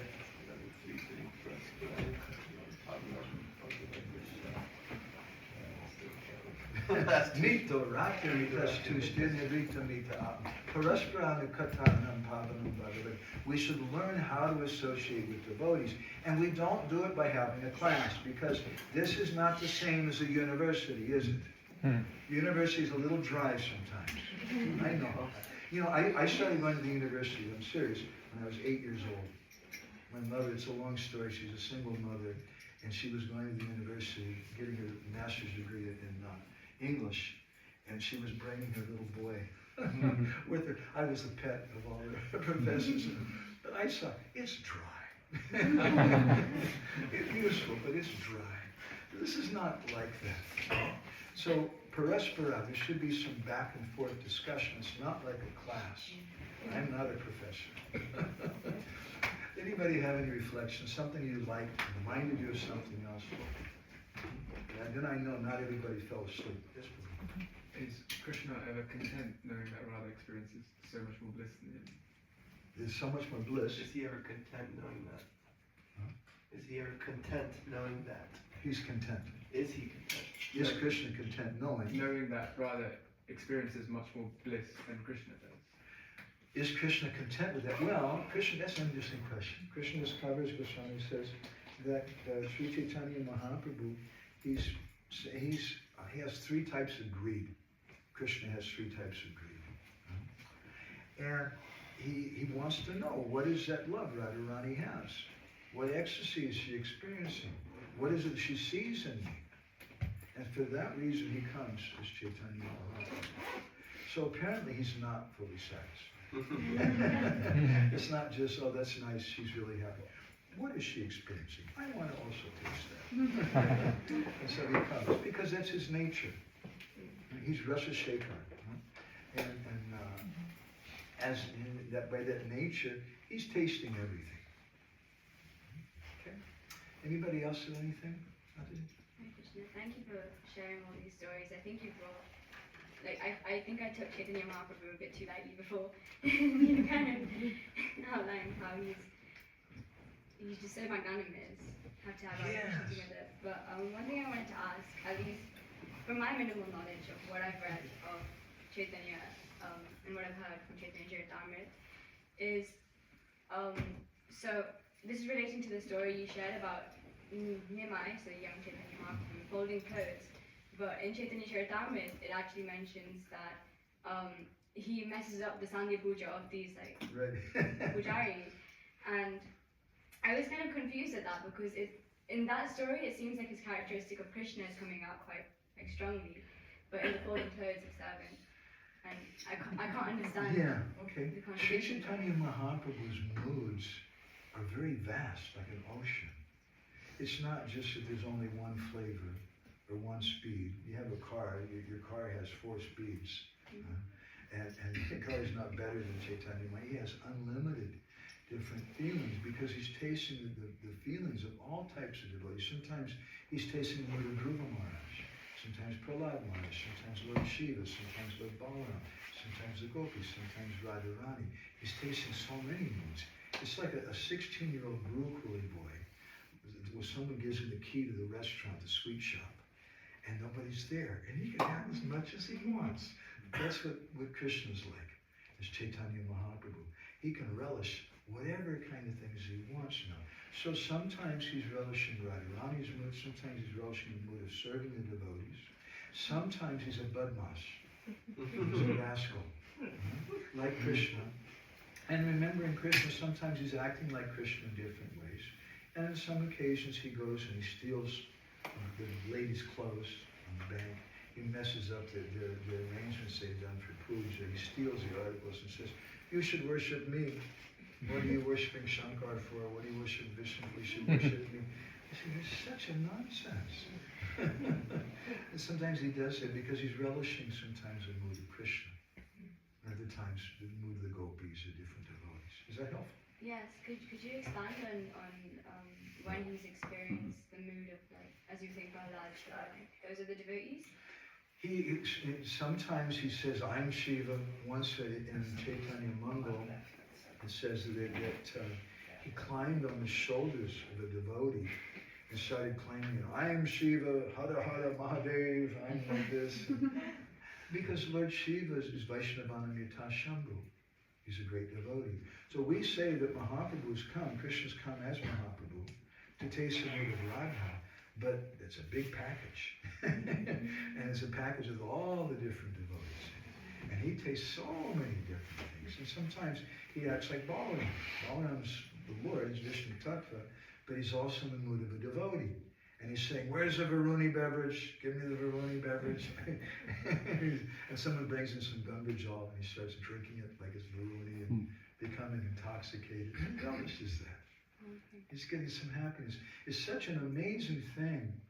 Very difficult thing to understand. In temples and mosques and churches all over the world, everybody prays to God as the provider, the creator, the destroyer, the person who's all-knowing.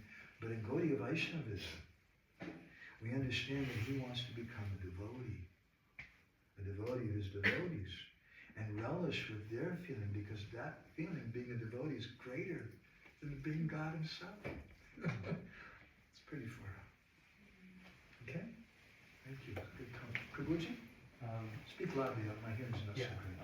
I had a question, not on the content of the talk, but mainly like the presentation, the bhajan style, where it was integrated. Like I was captivated with the whole thing. You mean you didn't fall asleep? No. It actually woke me up. I was going to fall asleep. I wanted to ask whether Gaur Govinda Maharaj did similar things. I was just reading. Yes, he sang a little different tune.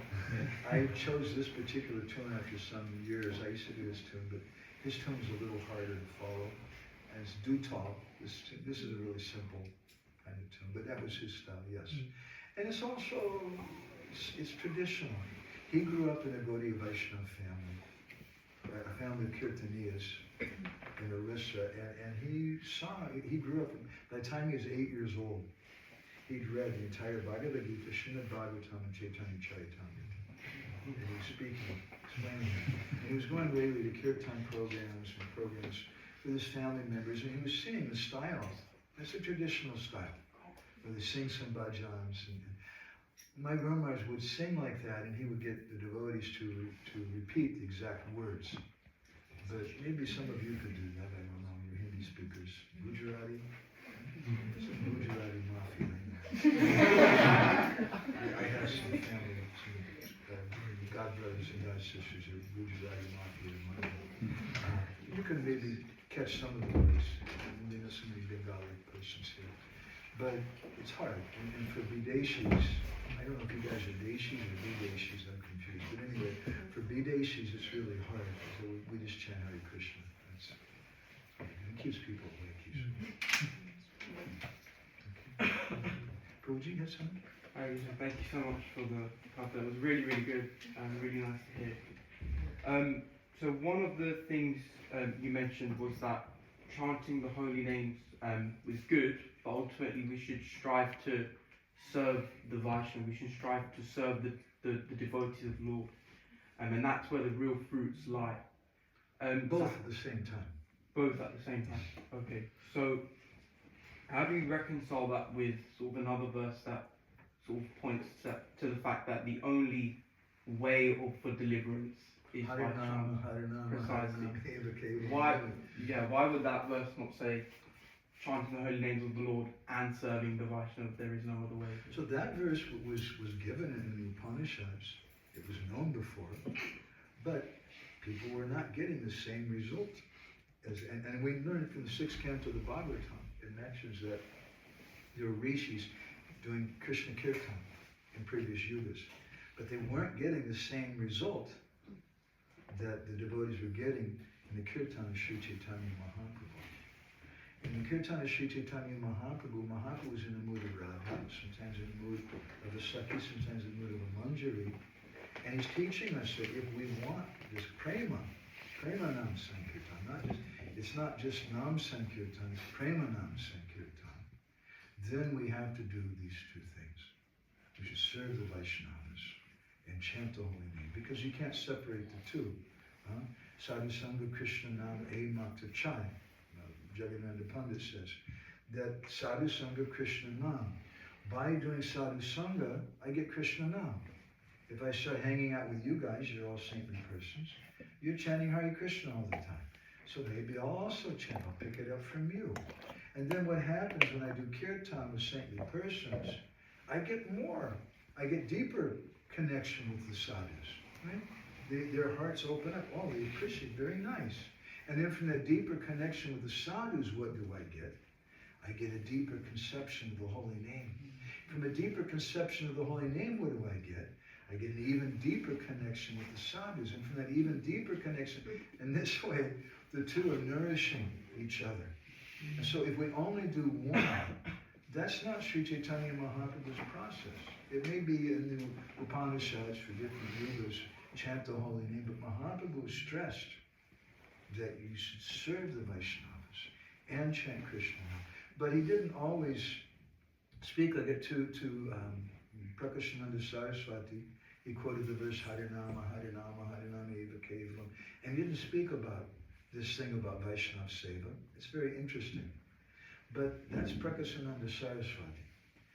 And what was their result? I don't know that it's the same as some of the result that other Vaishnavas were getting by serving the devotees. It's such an important thing, to serve the Vaishnavas. And which Vaishnavas should we serve? Just the big ones? We should serve all the Vaishnavas. And Jai Desi Baisi. Urva Bahu Kori Bandam Sabara Charan. Hoy Chena Hoy Bena Prabhu Jata Das. Sabara Charana Bandam Dante Korigas. The poet Devakinanda Das. Thank you, Krishna.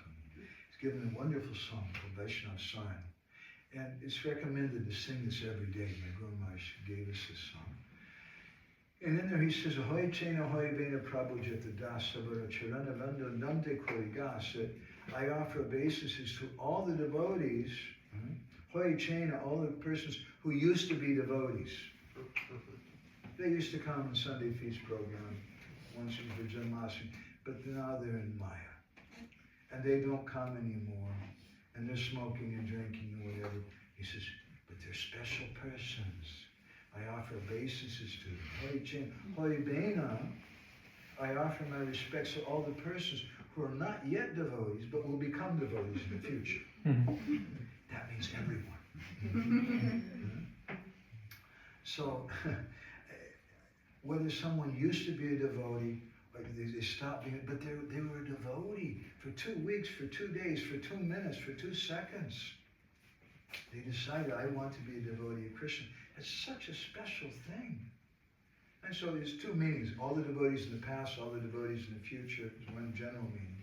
But another deeper meaning is all the persons who used to be devotees and all the persons who will become devotees. So it's everyone. This is an integral part of Mahaprabhu's movement. But it's a confidential thing.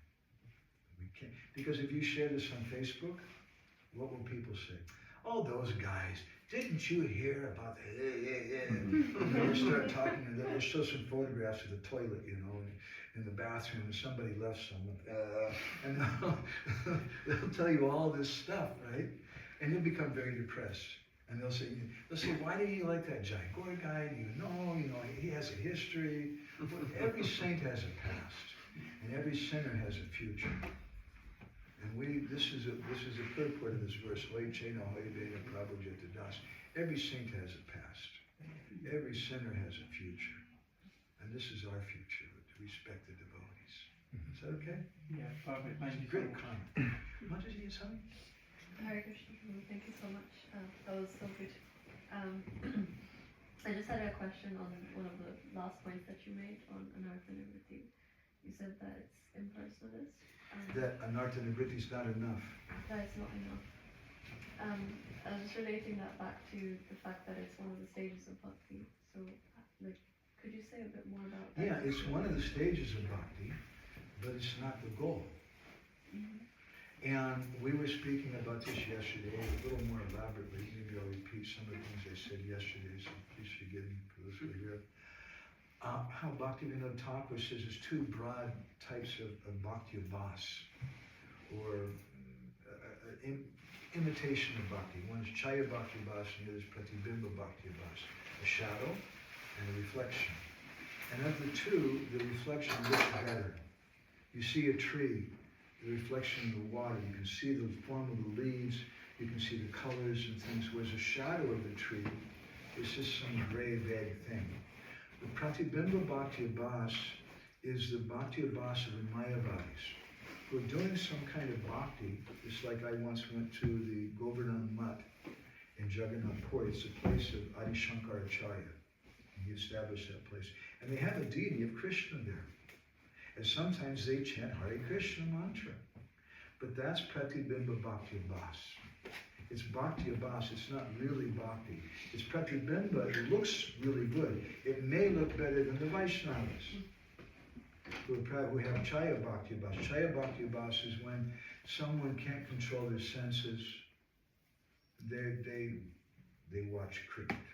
It's a really terrible thing. Or football, it's even worse. It's a scandal. It happens sometimes. And that person's not a sadhu, obviously, right? But the Mayavadi, he's not doing that. He may be a Pakasa. But Bhaktivinoda says that the Chaya Bhakti-abhas is always superior to the Pratibimba Bhakti-abhas because the shadow is connected to the tree. Whereas the reflection is separated from the tree. In a similar way, the devotee who's a Vishaya, Bhakta, who's attached to sense gratification, he can't control his senses, but he's connected to the tree. He's chanting the holy names in a proper line. He has a right connection. Whereas the Pratibimba Bhakti-abhas, those persons, they don't have that.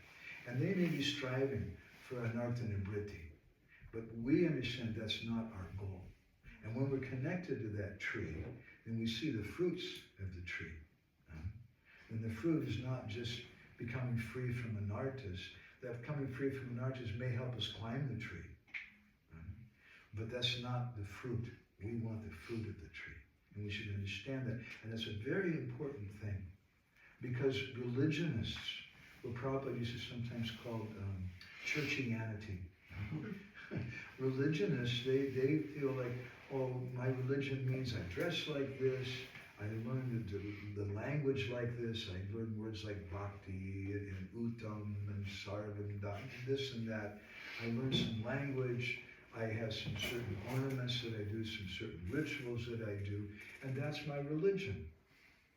But that's not Gaudiya Vaishnavism. That's just an external thing.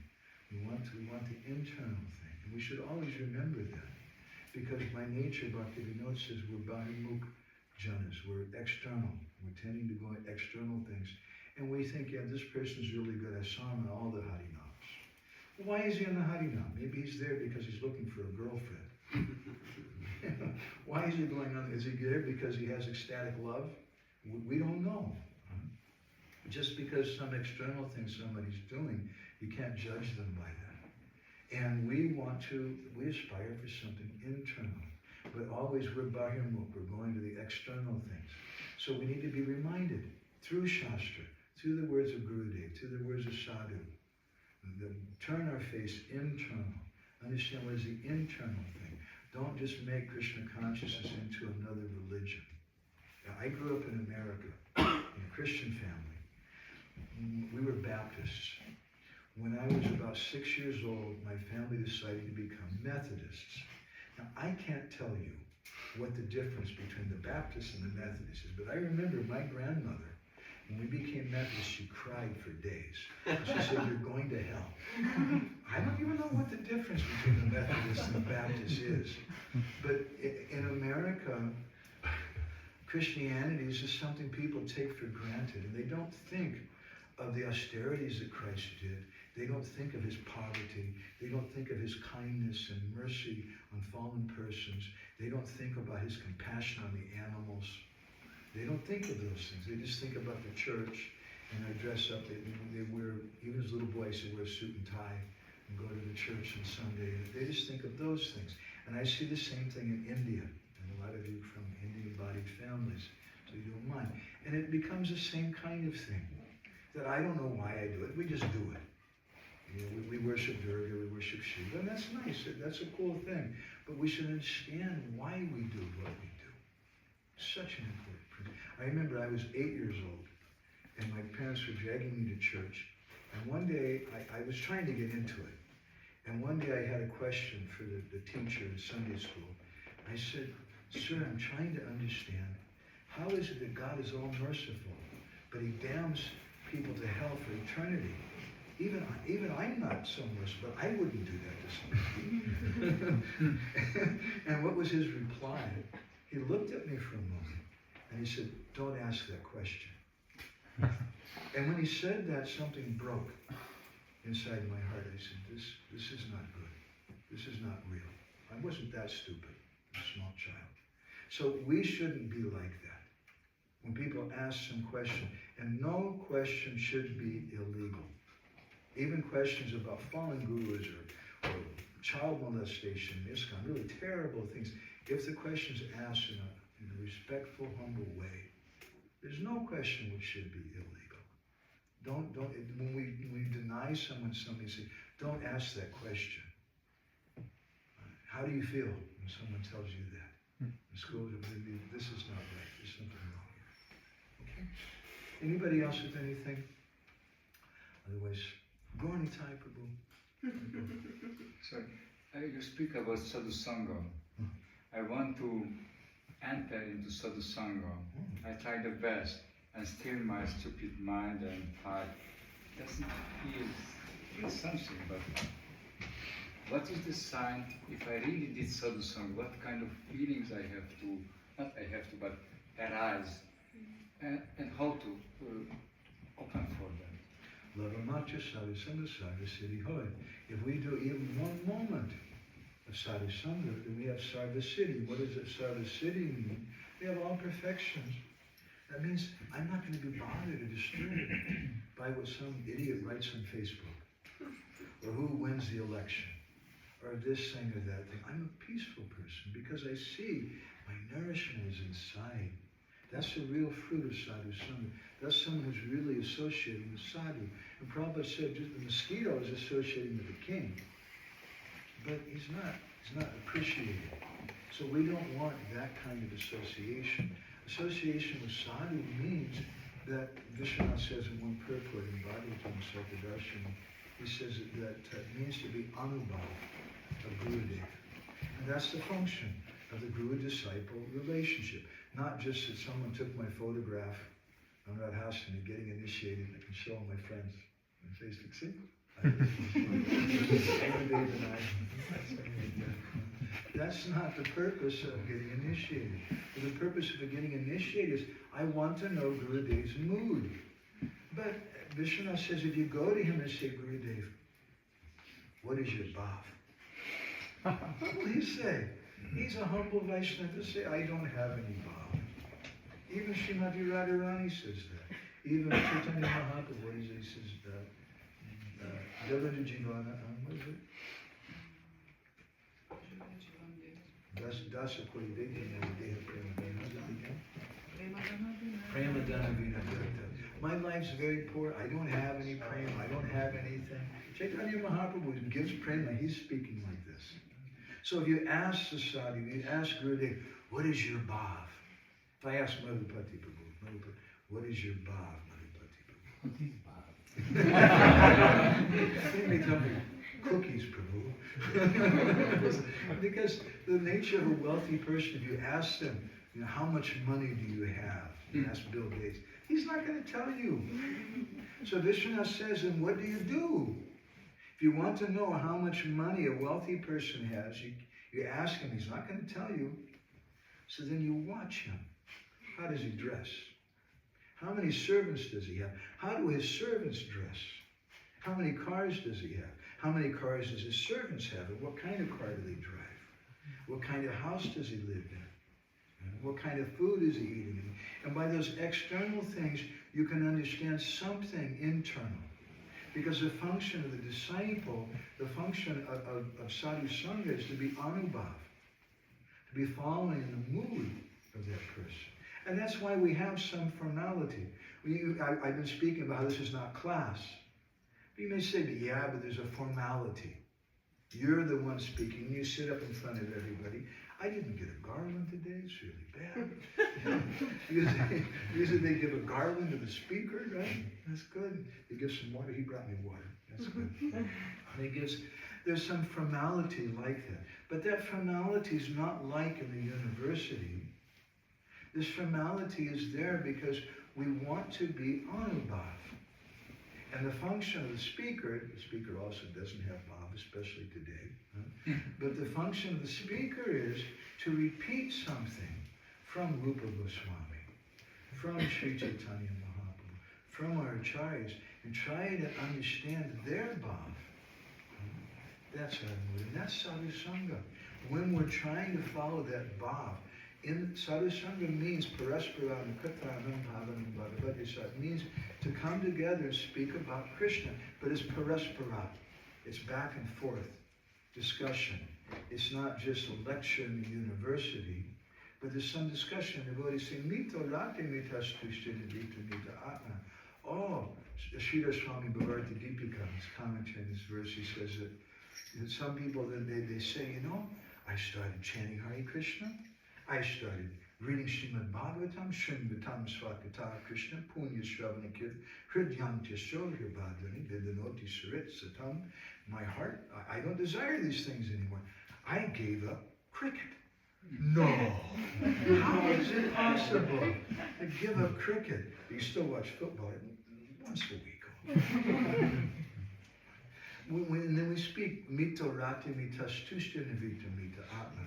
That we frankly speak, and it indicates an intimate sangha.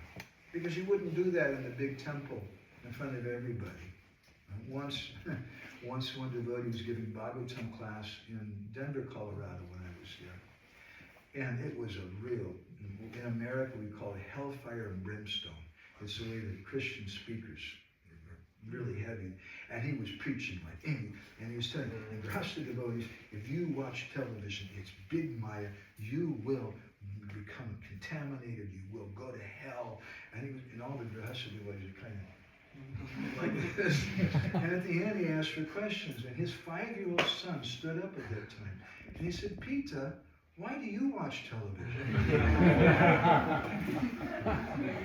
And everybody started laughing. So it's not just that we put on some show or something, but we should hear about it together. And when we hear about it, then something rises in the heart. This is really nice. I like this. I don't need to watch football so much, or whatever things it is. Is that helpful? Yeah. Okay, go ahead. Krishna, come. Follow-up question on this sadhu sanga and chanting. Okay. When you made this comment, I was wondering, okay, kind of sounds nice that we don't just try to chant 64 rounds or 85 rounds or whatever it is, but we try to actually enter sadhu sanga. But there are buts. But sometimes our so-called sadhu sanga is, sometimes I feel that we want to be more serious, and the only way we feel we can express that towards Krishna is we chant a lot of japa, because we can't exactly easily make everybody else good sangha for ourselves. Like we don't feel that maybe the devotees around us are serious, or I'm not talking about you. Yeah,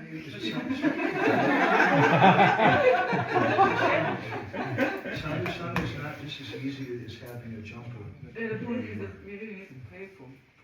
sanga if we're gonna have sadhu sanga that elevates us. Otherwise, it's just easier to chant because that you do. Well, we have to have some desire. And we have this society, and I'm saying, I'm not trying to poke you guys, but don't mind. But sadhu sanga is not just as simple as buying a sweatshirt with a logo on it. Now I'm a sadhu, I'm part of the group. We may feel like that, and that's good, that's nice that I have that identity. I belong to this wonderful saintly group. But that's not enough. We have to look deeper. And how do we go deeper? How do we connect with the sadhu? By chanting. And so we want to associate with a very advanced sadhu.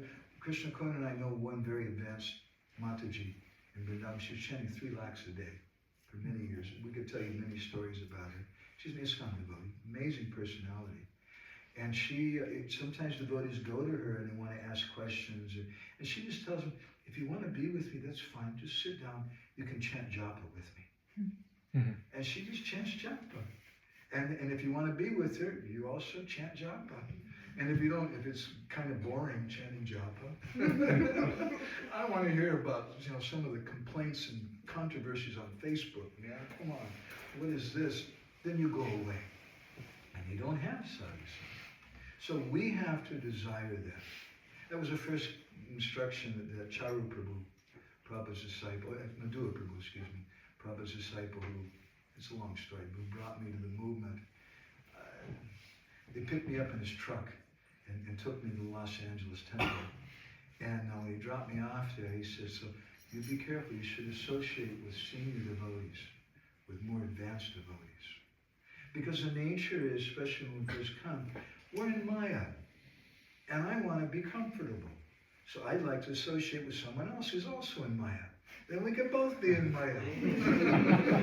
That is very good, and I'm very comfortable because I'm in Maya, and then all my friends are in Maya. And it's okay to be in Maya.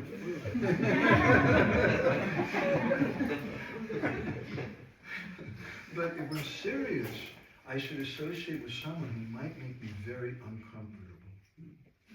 Shiva Ram Maharaj sometimes makes me very uncomfortable. Because he speaks very harshly, very strong. My Guru Maharaj hit me several times. That's not nice. Hey, but I wanted that sangha. It's good for me. And I could respect him for that. It's not just that you can anybody can hit you. Hare Krishna.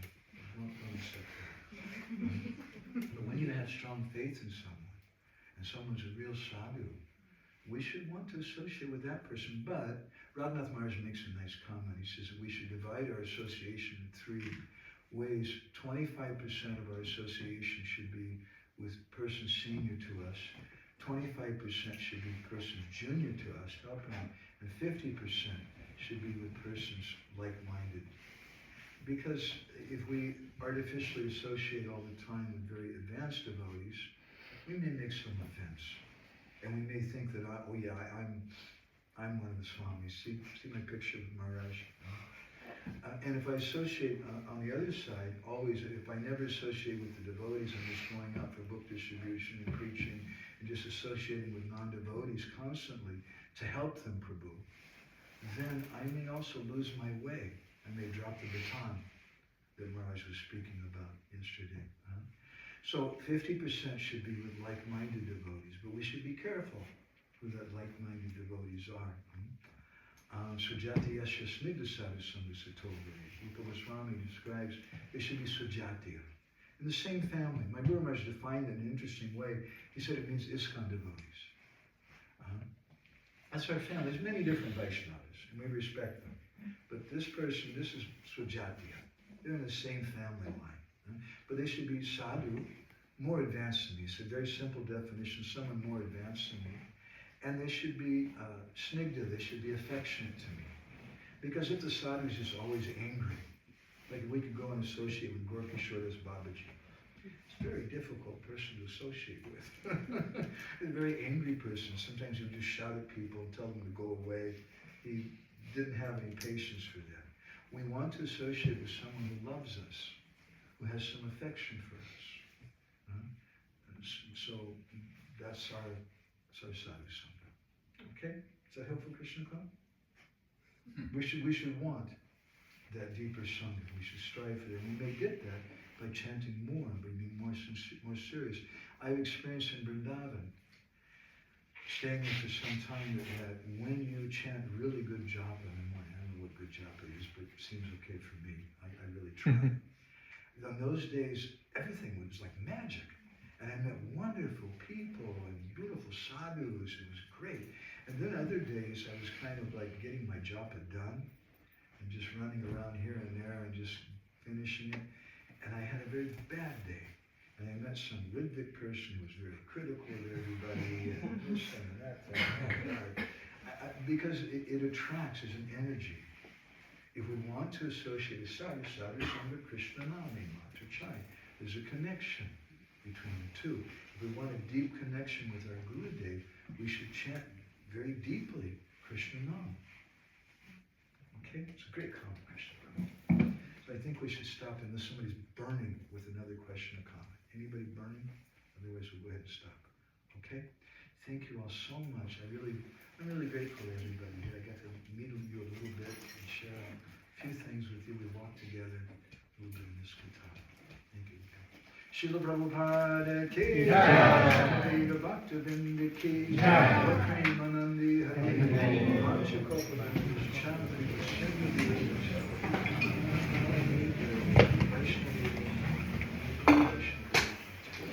Deva Prashta Prabhu, Madhavananda ki jai.